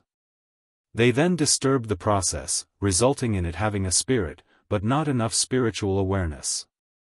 Even so, this is still Southern Cup Rock Sun Water that has developed a spirit. Its power and might is simply astounding. Fu Jingtong was brimming with pride and haughtiness. An ancestor of his branch had coincidentally obtained this Southern Cup Rock Sun Water a very long time ago. However, few people knew about this. If he hadn't been humiliated so greatly, and if it weren't because of his lack of confidence against Ling Han, his ancestor definitely wouldn't have let him borrow this precious treasure. Right now, he was unleashing this precious treasure to obtain victory in one fell swoop. The water dragon roared, unleashing an astounding might into the surroundings. It was at least at the dividing soul tier. How would Ling Han resist? Everyone shook their heads upon seeing this. To say nothing of severing mundane tier cultivators, even elites at the young soul of the dividing soul tier wouldn't be able to rival this Southern Cup Rock Sun Water. However, there was a strange expression on Ling Han's face. This was because a wisp of power had been aroused inside him. The Xianin Source Water. This was one of the 9 great source waters of the celestial realm. It was the source of all water, and it was the mother of all water.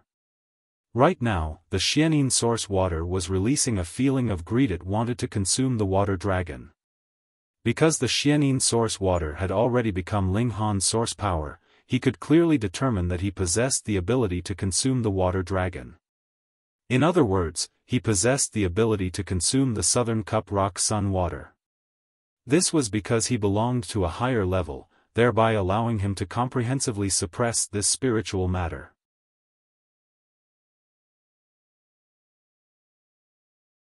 Chapter 1776, Stealing. Is it really alright to pick on people like this? Aren't you afraid that you'll give birth to a son with no shoal? A voice that was filled with disdain suddenly said. Everyone looked over, only to see a beautiful young woman walking out from the crowd. This was none other than Sita Xiaofan. In fact, one could already determine the owner of this voice without looking over. After all, few women spoke as boldly as this. Lady Xiaofan, everyone immediately said in greeting upon seeing Sita Xiaofan. Sita Xiaofan was only at the first severance, yet her grandpa was a mighty 3-star alchemist. Thus, this instantly elevated her status by several notches. Even the clan leader of the Fu clan would have to treat a 3-star alchemist with respect. It could be said that only Sita Xiaofan could pick on others, and no one else could pick on her. Otherwise, they would be seeking death. Thus, her interference instantly caused Fu Xiyuan to frown. This was a mini-ancestor. "Little girl, why have you run over here?" Fu Xiyuan asked with a chuckle. Although he was adopting the position of an elder, he was speaking politely and acting as friendly as he could. "Do you have the right to call me little girl?" Situ Xiaozhen said with a sneer. "Old geezer, why don't you take a piss and look at your own reflection? Your face is crooked and repulsive, so stop trying to act all friendly with me. I'm not familiar with you at all." Fu Xiyuan instantly exploded with rage. He had heard about Situ Xiaozhen's evil reputation before, yet only after encountering her did he finally realize just how toxic her tongue truly was. However, he didn't dare to unleash his fury. After all, who didn't know that she was Situ Tang's only granddaughter? If anyone dared to pick on her, regardless of whether they were in the right or not, that old man would definitely rush over to personally battle with them. Moreover, it didn't matter how powerful he was. Facing a 3-star alchemist, who dared to touch even a single hair of his? If anyone dared to attack him, the clan leader and the Fu clan would definitely rush over to personally punish them. "Why, you little girl?" Fu Xiyuan said with a forced smile. He waved his hand, and continued, "All right, enough with the nonsense. This is a fair and evenly matched battle." "Fair? Heh, fair?" Situ Xiaozhen said with a cold sneer. Although her tongue was toxic, she was someone who had an overwhelming sense of justice and righteousness. Thus, she would directly speak her mind if she came across anything unjust. She would never hide her emotions. "Ling Han, follow me," she said. "Let me see who dares to target you." Ling Han couldn't help but feel exasperated. He was a huge fan of Situ Xiaozhen's sense of justice and righteousness. However, he still wanted to consume that water dragon. Yet, his battle with Fu Zhengtong had been forcefully interrupted by her. What could he do now? "There's no need. This is a simple sparring match," he said with a wave of his hand. The Xianin source water was releasing an increasingly powerful urge to consume the Southern Cup Rock Sun water. This was his source power, so in a sense, it also represented the desires of his own body. Situ Xiaozhen faltered upon hearing this, and she said, "You stupid fool, that's the Southern Cup Rock Sun water. Moreover, it's already developed intelligence. Did you think it was just an ordinary celestial treasure? Nonsense. I only want to consume it because it's the Southern Cup Rock Sun water." Ling Han smiled, and said, "I've never seen such a matter before, so I want to experience its power." "You dumb C***nt. Situ Xiaozhen said as she flipped the bird at Ling Han. "So be it, do whatever you want. I can't be bothered anymore." After saying this, she ran away in frustration. Everyone was puzzled upon seeing this. Ling Han had the support of Situ Xiaozhen, so why didn't he seize the opportunity to decline the battle? Perhaps he was truly a fool? Even Fu Xiyuan was slightly confused upon seeing this. He refused to believe that a severing mundane tier cultivator could be so stupid. However, no matter how he racked his brains, he still couldn't figure out how Ling Han would possibly rival the Southern Cup Rock Sun water. Perhaps he possesses powerful spiritual matters such as the Yiksha fire or Sixth Heaven thunder? No way. What a joke. Fu Xiyuan pondered for a moment before deciding not to stop Ling Han. They definitely had to win their face back. Otherwise, their branch would suffer great humiliation. Fu Zhengtong roared loudly before charging at Ling Han. He couldn't suppress his anger any longer. Boom! The water dragon howled in fury. This was a spiritual matter of heaven and earth, and when it grew up, it could even reach the ascending origin tier. Although it was wounded now, it still possessed the might of a dividing soul tier elite. Moreover, it possessed the great Tao of water that one could investigate and comprehend. As such, this was definitely a paramount treasure. However, it was a shame that it was only at the dividing soul tier, meaning that one couldn't rely on it to comprehend the mystical nature of the immortal palace tier. Otherwise, it would be even more valuable.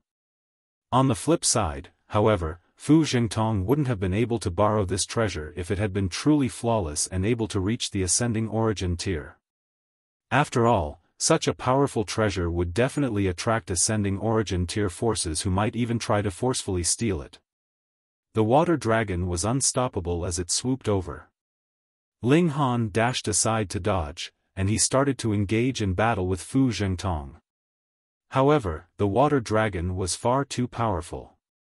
After all, it was at the dividing soul tier, and it was perhaps even above the Yang soul. It had potentially reached the Yin soul or even the Earth soul. Thus, it was inevitable that Ling Han was occasionally struck by the water dragon. Shockingly, however, it was as if Ling Han weren't affected by this at all. He remained calm and composed regardless of how the water dragon wreaked havoc in his surroundings. It was as if the water dragon weren't a dividing soul tier elite, but rather a measly Genesis tier cultivator. Gasp! Everyone was transfixed with shock and disbelief. How could they accept this? Meanwhile, Ling Han was secretly feeling elated.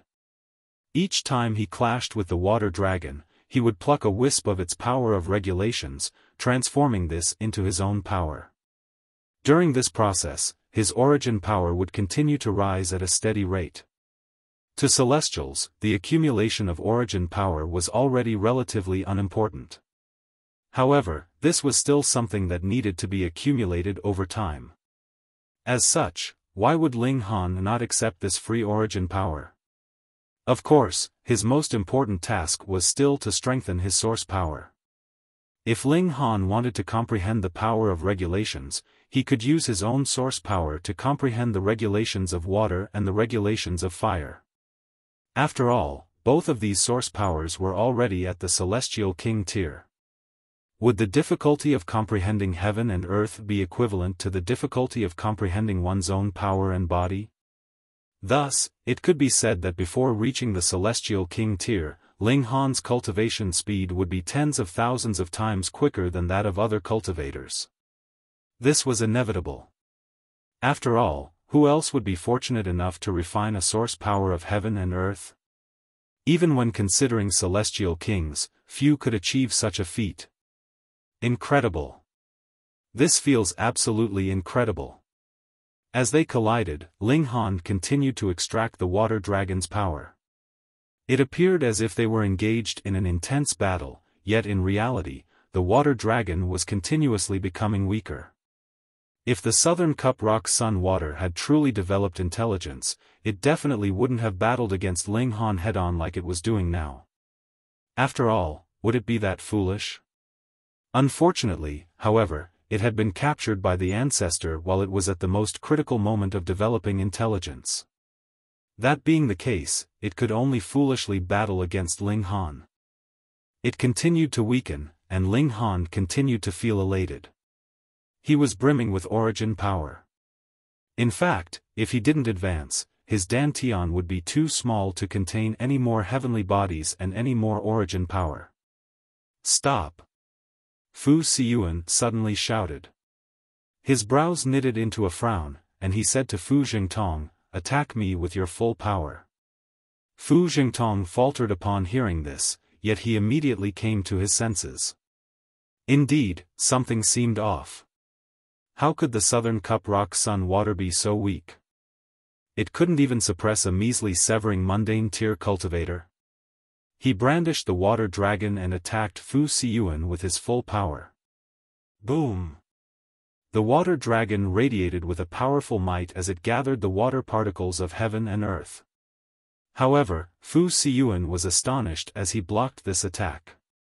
Although the water dragon's attack appeared powerful, in reality, its destructive power was only at the early stage of the fourth severance. He came to a sudden realization. No wonder Ling Han could rival the power of this water dragon. As it turned out, this was a fake water dragon. Southern Cup Rock Sun Water.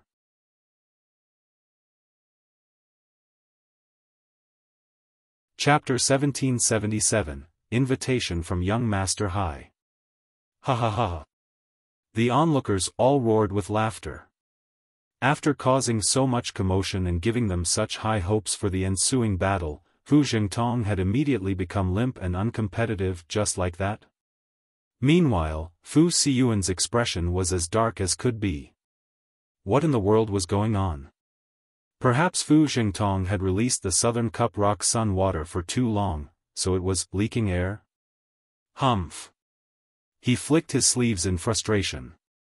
If he directly interfered and suppressed Ling Han, others would accuse him of picking on the weak. Sure, there were dividing soul tier elites in Fu Tonghai's branch, but were there no dividing soul tier elites in Fu Gaoyan's branch? The Fu clan had their rules. Battles between the followers of different potential leaders were strictly limited to those at the severing mundane tier. If elites above this cultivation level participated, they would be severely punished by the clan. Let's go. Fu Siyuan said as he turned around. Fu Jingtong hurriedly followed behind him. He was no stronger than Ling Han, and if he took Ling Han's pseudo-celestial tool into account, he could only hope to achieve victory if he used the Southern Cup Rock Sun water. Otherwise, how could he avenge his defeat? He dejectedly left with Fu Siyuan. A smile spread across Ling Han's face. He had obtained a huge yield. He returned to his courtyard and immediately entered the Black Tower. He then channeled his cultivation technique under the reincarnation tree, refining the brimming origin power into his flesh and bones. Right now, his accumulation of origin power had already reached the peak stage of the second severance. However, his comprehension of regulations was slightly inferior. As such, he was still unable to advance, meaning that he could only patiently wait. 3 different source powers intertwined inside his body. Water, fire, and lightning. The water and fire element source powers were both nurtured and birthed by heaven and earth.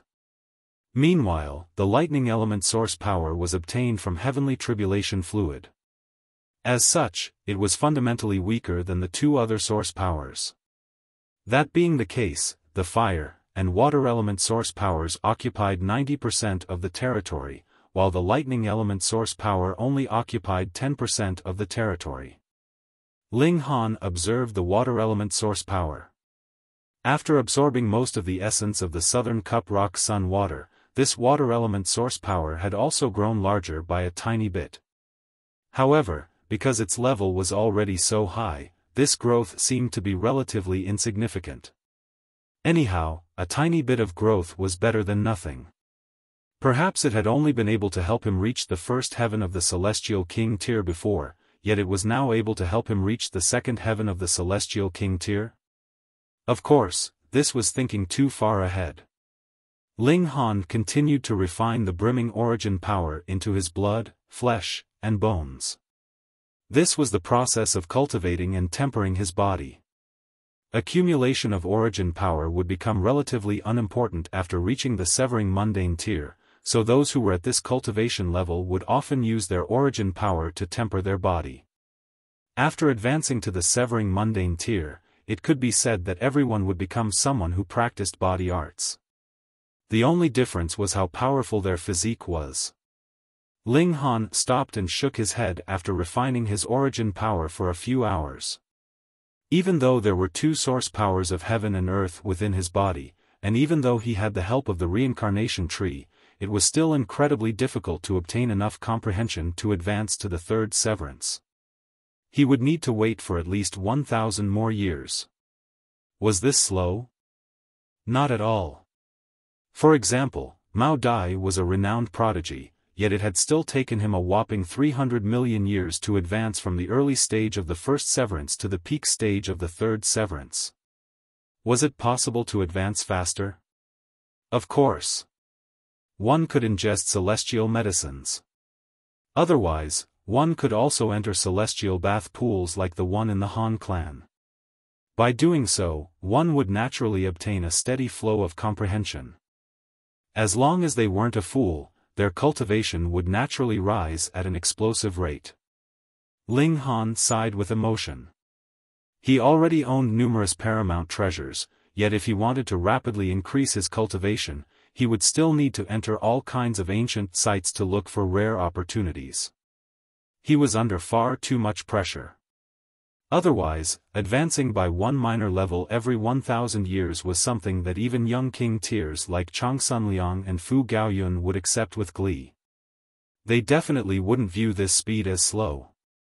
Meanwhile, Zhao Pang had sought help from a powerful figure of the Zhao clan, and they had desired to heap pressure onto Ling Han. However, Situ Xiaojun informed the two 3-star alchemists about this, and they both became incredibly displeased. They immediately complained to the clan leader of the Fu clan, and as a result, the Zhao clan was treated as an example and severely admonished by him. Only at this moment did everyone come to a sudden realization.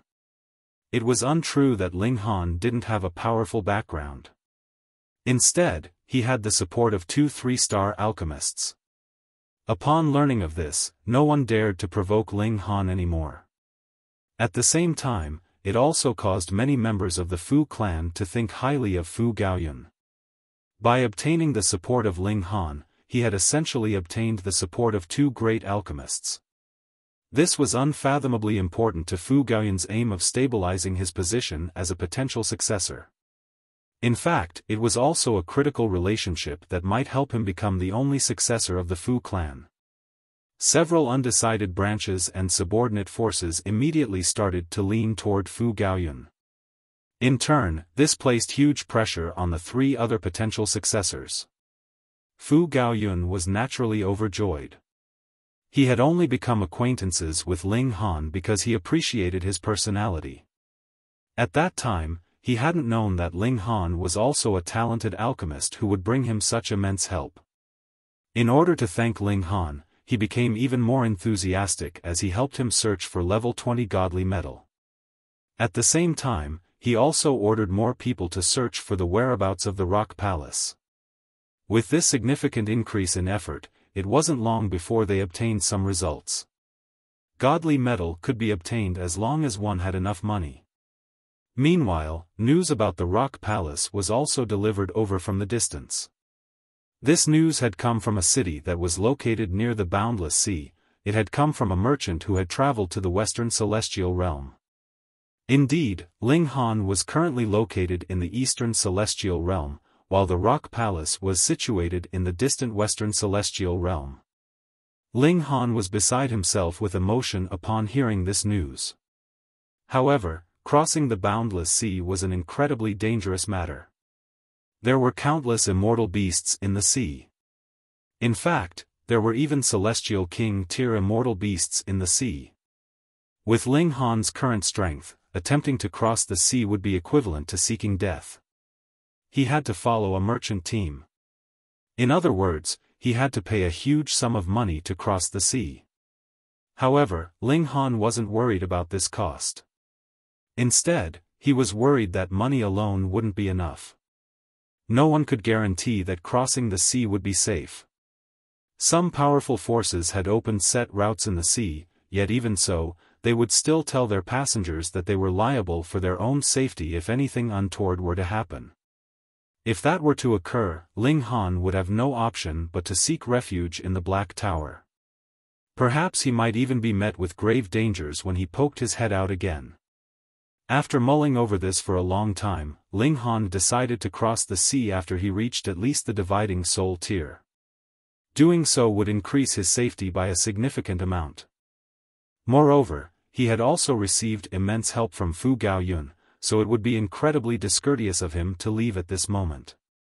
After all, departing at this moment would definitely lead to the collapse of Fu Gaoyun's newly obtained support. Ling Han wasn't someone who would leave things unfinished.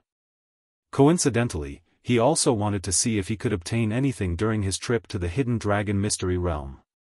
If he could find a method to rapidly advance to the third severance, advancing to the Dividing Soul tier wouldn't be a distant matter anymore.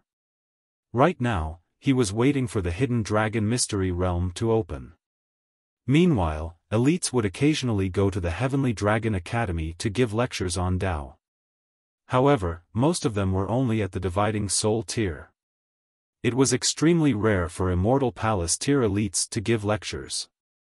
Ling Han would occasionally attend these lectures, and this was mainly to gain an understanding of the Dividing Soul tier.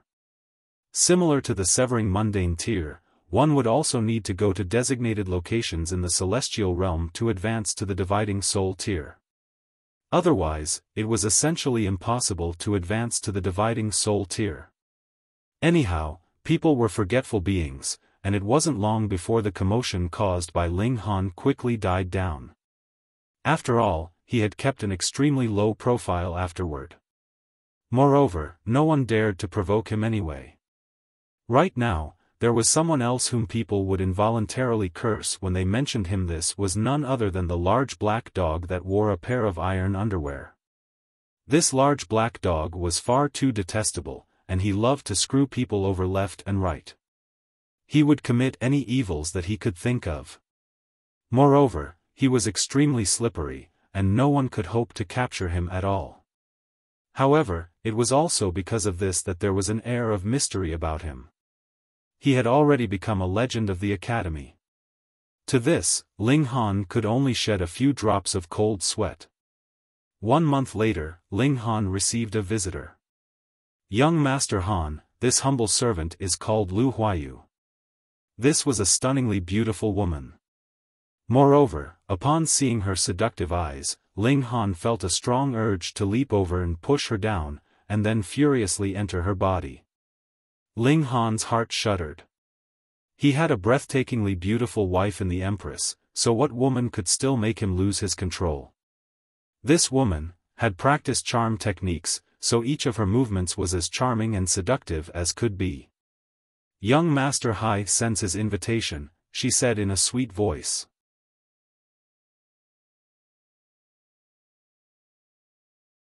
Chapter 1778, Persuasion. Young Master Hai. Fu Tonghai. Ling Han came to a sudden understanding. Because of him, Fu Gaoyun was now enjoying an ever-increasing amount of support. Moreover, having the support of 2 3-star alchemists was far too mighty and impressive. It was also because of this that Fu Tonghai was unable to remain calm. If this continued, Fu Gaoyun would definitely become the legitimate successor to the position of clan leader. Ling Han smiled, and replied, I'm not familiar with Fu Tonghai, am I? How are you not?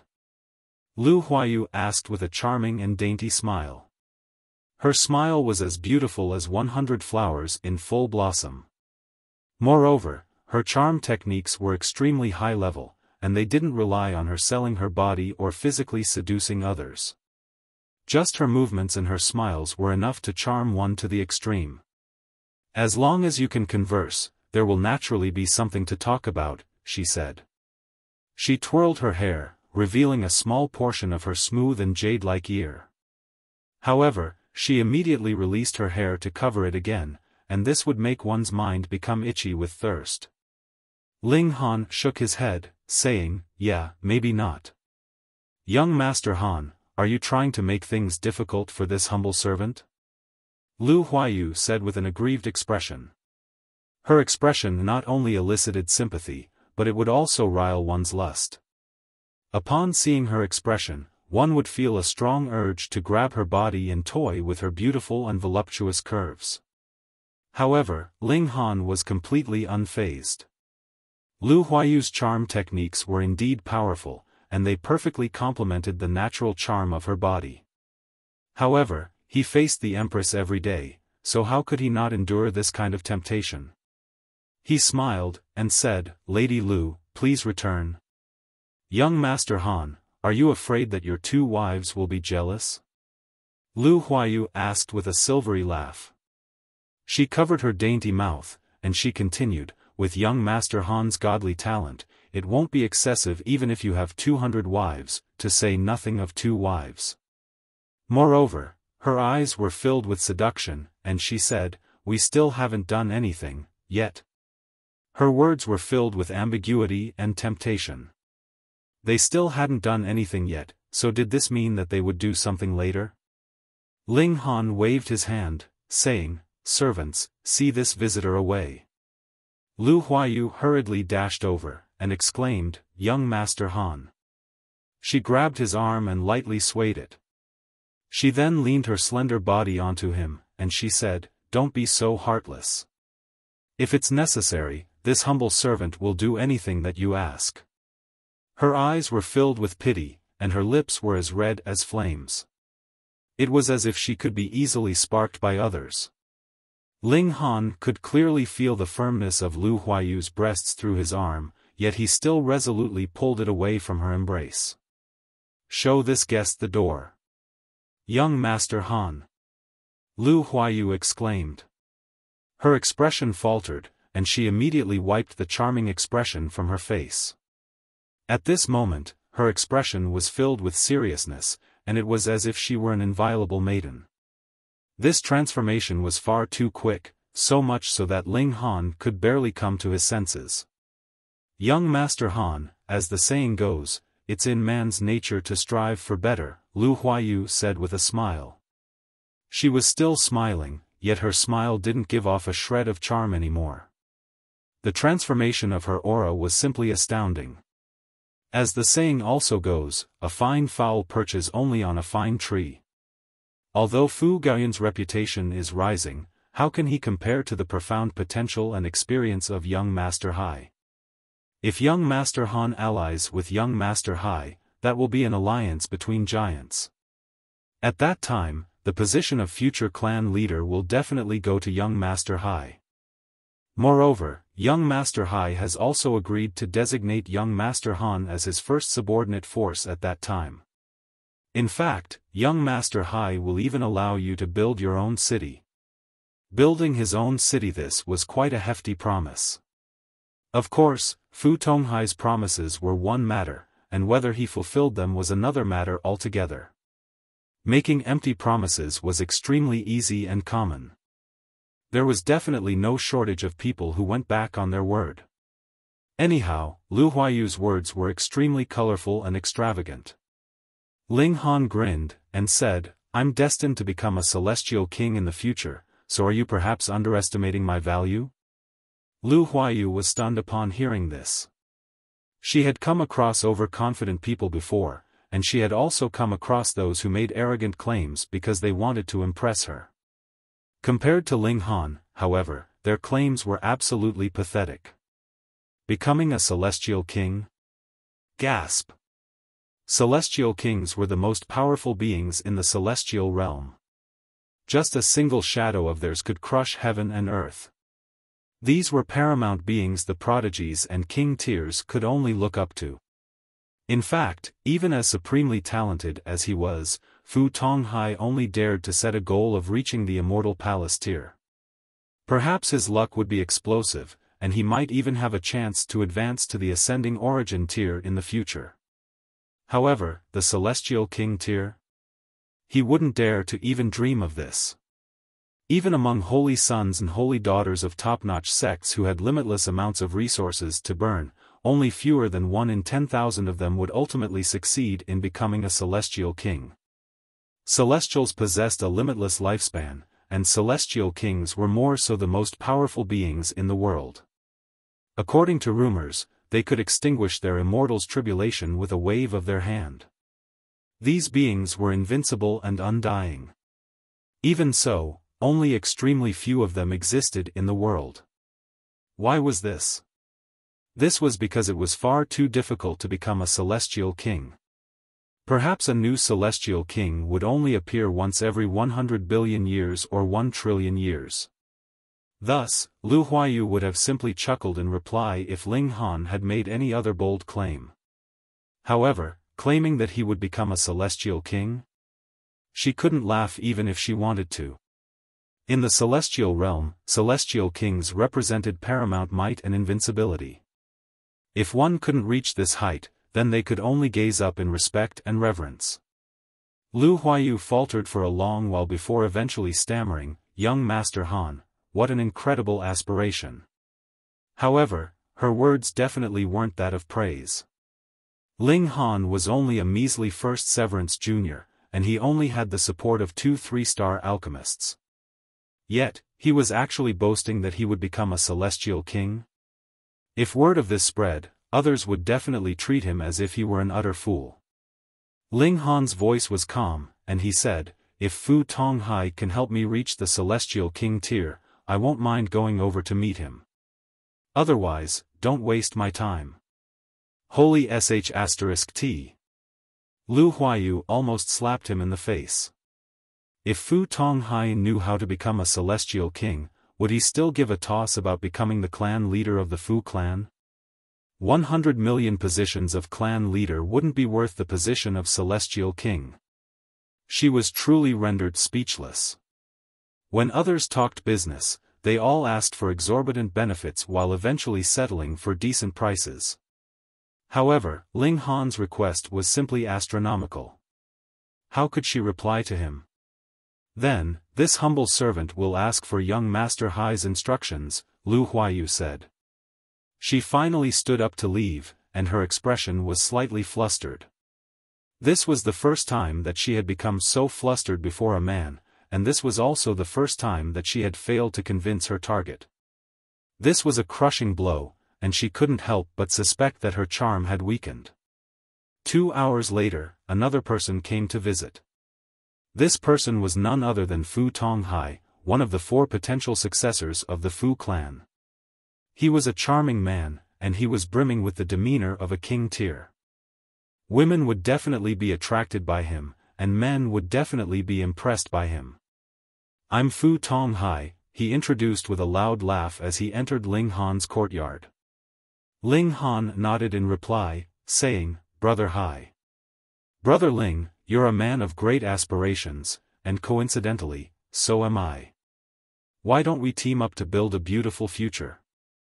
There was eager anticipation on Fu Tonghai's face as he gazed at Ling Han, and his warm enthusiasm was such that he could easily soften others and cause them to impulsively agree to his requests. It was no wonder that even a seductively charming woman like Lu Huayu was willing to serve him. His demeanor and presence were truly outstanding.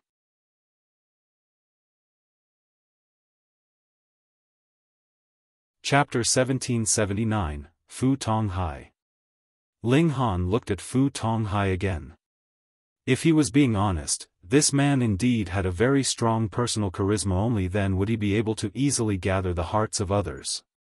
If Ling Han was not a man that was determined to become the strongest in this world, there really might be a possibility that he would be moved, and follow this man and answer his every beck and call, serving him faithfully.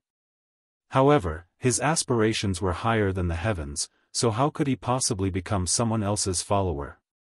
Even in the case of Fu Gaoyun, his relation with Ling Han was only that of friends, and not the relation between a superior and subordinate. But who would believe that? Someone in a superior position had no need for friends. Even if they treated someone very well for the sake of winning their loyalty, at the essence, that was still treating the latter as a subordinate, and not as someone who was their equal. Fu Tonghai could not see through this. Thus, he wished to recruit Ling Han at all costs, yet did not know that this could not possibly succeed, and would only cause dislike to sprout in Ling Han's heart. Ling Han smiled calmly. "I am a man with no great ambitions, and only wish to spend my life peacefully. I am afraid I can only disappoint Brother Hai's expectations." Utter crap. What were your words to Lu Huayu? Weren't you planning to become a celestial king? And now you've become a man with no great ambitions? Whom are you trying to deceive? Fu Tonghai's expression involuntarily darkened. Faced with such a stubborn guy like Ling Han, he also felt weary. But Ling Han was too crucial, and directly influenced the inclinations of 2 great alchemists. If he could not manage to get Ling Han over to his side, then it might really be impossible to stop Fu Gaoyun from ascending to the position of the patriarch. It definitely couldn't happen. He tried persuading him again, promised rich rewards, and even used Lu Huayu as his bargaining chip. As long as Ling Han nodded, he could consider gifting such an enchanting, seductive beauty to Ling Han as his concubine. Ling Han's heart involuntarily became filled with disdain. Being able to treat a woman, especially a subordinate that had admired him so long, as a good to be gifted to others meant this person's nature was truly cold. In Fu Tonghai's eyes, there was nothing that was as important as the position of the patriarch. For the sake of rising to this position, there was nothing he could not sacrifice or give up. That was because he could get anything that he had given up 1,000 or 10,000 times back in future. Now, Fu Tonghai could give Lu Huayu to him, and in future, he could also take her back. In fact, if he had other daughters, wives, or the sort, he could take them as well because he could already get rid of him when he was no longer useful. Originally, Ling Han had no intention to have any kind of relations with him, and now his heart was filled with dislike for him. He calmly stated, "I am a little tired, please return." Fu Tonghai's expression became incredibly dark in a flash. He had never been dismissed like this straight to his face. Usually, he would be the one who would be ending a conversation, waving a hand to dismiss others, but now it was he that was being dismissed by another in this manner? It should be known that no matter how impressive you were still just a dog of the Fu clan. This point was applicable to all the subordinate clans and subjects of the Fu clan. Even great alchemists like Situ Tang and Xiang Yan were no exception. Though Fu clan presently treated these two with incomparable respect, and even the Lord Patriarch had to carefully accompany them, the moment the essential profits of the Fu clan were involved, they would definitely give them up without the slightest hesitation. "I've just given you a few compliments, and you really think that you are someone important?" Fu Tonghai smirked coldly inside his heart. This guy had to have been horribly spoilt by Fu Gaoyun. He really had no idea just how much Fu Gaoyun had sacrificed to be able to recruit this guy under his banner. He immediately made his decision. He would definitely investigate Fu Gaoyun's accounts. If he had sacrificed the benefits of the clan just for the sake of having Ling Han by his side, then he would report him. If it was serious, Fu Gaoyun's status as heir would immediately be removed.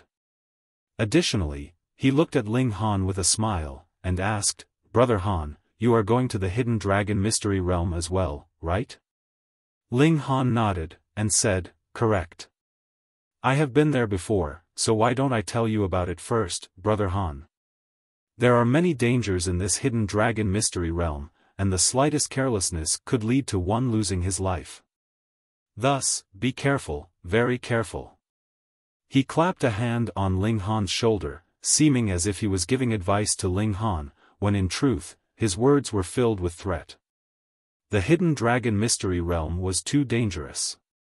Every time it opened, the number of people who died inside were uncountable. You are but a mere second severance, so it would be a very normal thing for you to die inside. Ling Han chuckled.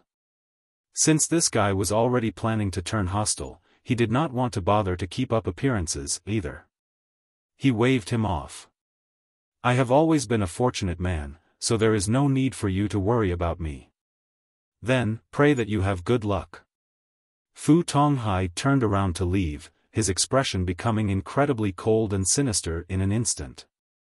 He had already decided that he would have his subordinates put all effort into hunting down Ling Han and killing him after they had entered into the Hidden Dragon Mystery Realm. In any case, it was a mystery realm. As long as there were no eyewitnesses, who cared if there were a few deaths? Furthermore, Bei Xianming was on poor terms with this person as well. Previously, he had even wanted to make use of him to teach Ling Han a lesson. If they had entered into the Hidden Dragon Mystery Realm, how could he keep himself from making a move on Ling Han with such a good chance in front of him? There were too many elites in the lunar sect. Though some of them had not become holy sons and holy daughters, their talent was extremely high, and they had cultivated for who knew how many hundreds of millions of years in the severing mundane tier, hoping to be well prepared.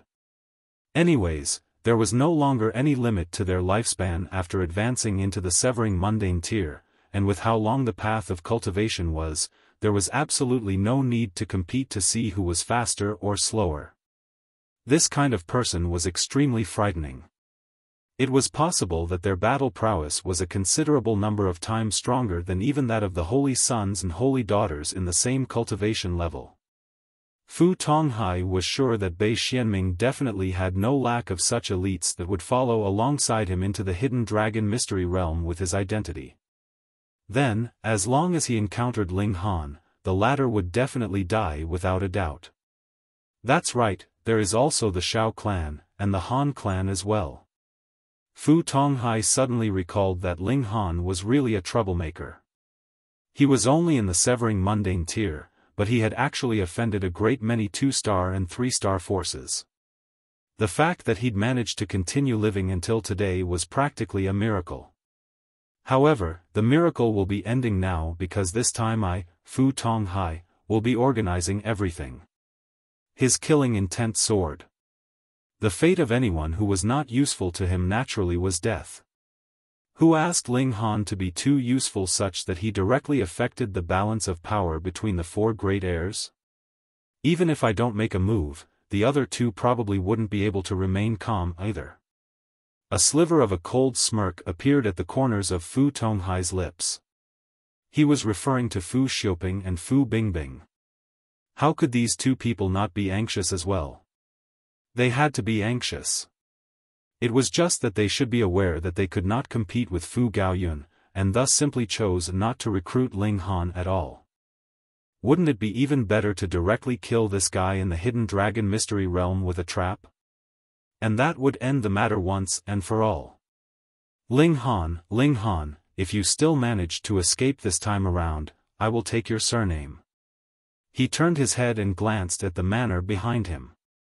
Then, taking a step forwards with a flutter of his sleeve, he disappeared without a trace. In the main hall, Ling Han was rubbing his chin, feeling slightly wronged. Initially, he had not planned to do anything special when he had come to the Fu clan. His main motive was merely to investigate the whereabouts of the Rock Palace. Why had so many things happened for no reason like this? So strange. Don't think about it. You are just a magnet for trouble. If nothing happened when you went somewhere, that would be truly strange indeed.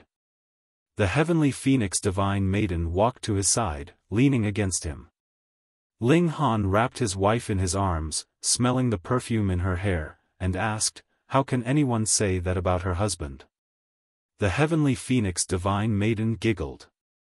Being married to such a man, there was really no need to worry about the lack of color in one's life. Life was always so exciting. "I want it," she said softly by Ling Han's ear, her voice incredibly seductive.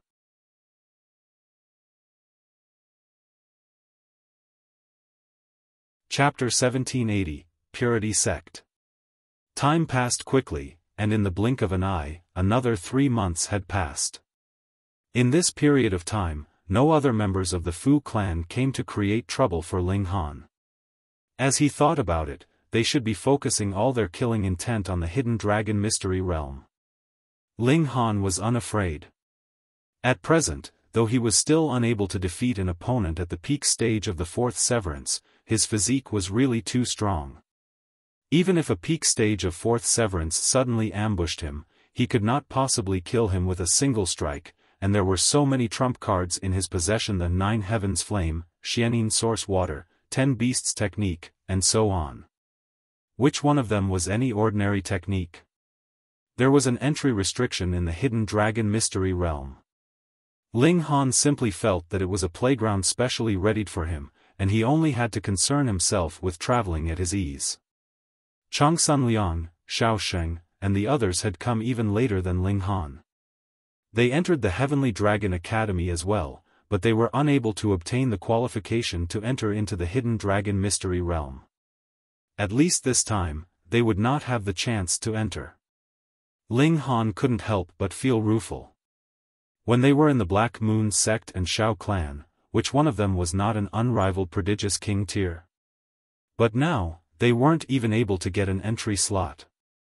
No wonder others said that it was better to be a big fish in a small pond rather than a small fish in a big pond. After he and Changsun Liang met once, he boarded a battleship belonging to the Fu clan, getting ready to set out towards the hidden dragon mystery realm. A battleship had been dispatched this time, which showed how much regard the Fu clan had for this journey. That was because there were only 3 such vessels in the entire Fu clan, and each battleship possessed the battle prowess of the peak stage of the Immortal Palace tier, and was one of the strongest trump cards of the Fu clan. The battleship set out, and aside from encountering an elite of the Ascending Origin tier, anyone who dared make a move on it rashly would definitely be turned into bits by the heavy cannons that the vessel was armed with. There were many people on the ship, forming a considerable number of small circles. For example, Ling Han naturally would be together with Fu Gaoyun, and aside from the 10 of them, there were 2 other people. One of them was Fu Xiaoyun. It was very normal for her to be here. As Fu Gaoyun's younger sister, whom was she going to follow if not Fu Gaoyun? And the other was Sita Xiaojun. She was the only granddaughter of a 3-star alchemist, so how easy would it be for her to get hold of an entry slot? And before setting out, the 2 great alchemists had called Fu Gaoyun over, telling him to take good care of Sita Xiaojun. Otherwise, they would really burst his N*TS, and guarantee that they would never grow back again. This scared Fu Gaoyun horribly. The 2 great alchemists were definitely not just speaking idle threats. Thus, there was another boss in this room of theirs, and she was indeed a boss. Her mouth was filled with crude words as she teased Fu Gaoyun at one moment, and she would be teasing Fu Xiaoyun in the next, being outrageously brazen. Ling Han and the Empress did not mingle with them, and locked themselves in their rooms. Then, they entered into the Black Tower, and began comprehending Tao underneath the reincarnation tree. They wanted to increase their strength as much as possible. The ship's speed was astonishing. Only a mere month later, it had already arrived at the Hidden Dragon Mystery Realm. This region was a complete wilderness enshrouded in layers of mysterious fog, and the Hidden Dragon Mystery Realm lay within. It was said that there was no fog inside. This was a formation that had been laid down by a great sect all those years ago, and it was now incomplete, with its destructive power greatly reduced. There was only a little bit of fog rising in the surroundings, which could only cause confusion, but did not have much destructive power. The true killing intent lay within the mystery realm. The aura and regulations had been left behind by elites in that great war all those years ago, and did not disperse even after uncountable years had passed, being astonishingly terrifying. Someone had deduced that this could possibly have been a Celestial King tier-level great sect all those years ago, yet the reason why it had fallen into decline would remain an unsolved mystery. Though the only protective measure left behind to guard the mystery realm was the confusion formation, it still could not be underestimated. Rashly barging in could possibly lead to getting lost. Though one would have managed to enter into the mystery realm, if he encountered chaotic regulations wreaking havoc, that would mean an insta-kill. Thus, they definitely had to enter through the main entrance, reducing the risk as much as possible. After coming to this place, the battleship slowly descended. There was not just a single battleship anchored here, but rather at least 10 of them, and different flags were hung on every single vessel. They were also painted in different colors, but strangely, aside from that, these battleships all looked practically the same. After Ling Han asked Fu Gaoyun, he found out that these battleships were not built by the forces themselves, but were rather purchased from outside. Massive Military Pavilion. This was a 4-star force, yet unlike other great sects and clans, which used battles to expand their territory, they did business, and what they sold were various types of weapons from small-sized swords and bows all the way to large battleships. They were able to forge any kind of battle weapon. The wealth accumulated by the massive military pavilion was enough to cause envy, but there was definitely no force that dared to feel covetous desire towards this wealth. This was a 4-star force. Furthermore, the massive military pavilion earned their profits through selling battle weapons, and they possessed hundreds of Ascending Origin tier-level battleships. Who dared to rashly start a war with them? Aside from Celestial Kings, there really was no one that dared to bully them. Lu Clan, Beiyu Clan, Qianzhao Clan, Teng Clan, Ancient Rain Sect. Purity Sect. Fu Gaoyun's eyes swept over the gathered masses, and would pause slightly over each battleship, and reveal their origins. When he counted the 6th battleship, he paused for a slightly longer moment, and a strange expression appeared on his face. It was a mix of wariness and longing. I never thought that the Purity Sect would have come this time as well. Cheng Zhong's expression was also a little ugly. Ling Han was puzzled, and asked, "Is this force very powerful?" "Very strong, and very troublesome." Fu Gaoyun shook his head. The Purity Sect only accepts female disciples, and all the members of the sect are specialized in the art of seduction. Their opinion is that any problem that could be solved through seduction definitely should not be solved through battle. However, their art of seduction is really very strong, and one would fall for it unconsciously. He sighed. Cheng Zhong laughed loudly. Our young Master Yun is a man who has tender feelings for the fairer sex. Years ago, he discovered a celestial medicine that had just taken form in a mystery realm, and it could be considered extremely valuable. In the end, though, there was also a holy daughter of the Purity Sect there at the time. She enticed our young Master Yun, and compelled our young Master Yun to surrender that celestial medicine to her readily. Fu Gaoyun involuntarily showed a hint of embarrassed ire, but it was more of an expression of infatuation, as if he was still remembering that holy daughter's tenderness. When he returned to the clan, young Master Yun was harshly reprimanded, and almost lost his succession rights. However, young Master Yun is not the only one who has experienced loss at the hands of the Purity Sect. Putting aside our Fu clan, even when it comes to the Lunar Sect, whose strength is top grade, their holy son has not experienced just a few losses like this either, Cheng Zhong continued, redeeming a little pride for Fu Gaoyun. Fu Gaoyun's expression became serious, and he said, "Brother Ling, you must not be careless. The art of seduction of the Purity Sect has long surpassed primitive asterisk, and has advanced to a kind of bearing that will make you unconsciously feel mercy and willingness to sacrifice everything in order to protect the user." He paused, and then continued, "Lu Huayu belonged to the Purity Sect. However, she is only a discarded disciple. Only now did Ling Han become serious. Lu Huayu was actually just a discarded disciple. It should be known that her art of seduction was already very advanced, and even he sat up and took notice.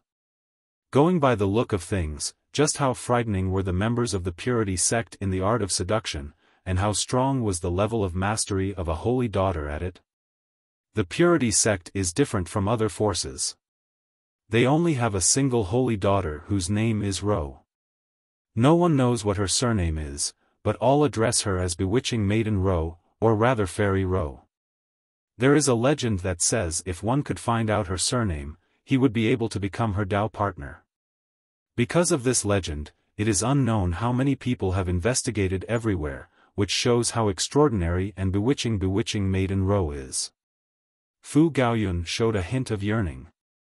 In the past, he had spent a short while with Bewitching Maiden Ro, and this also became the most beautiful memory in his life.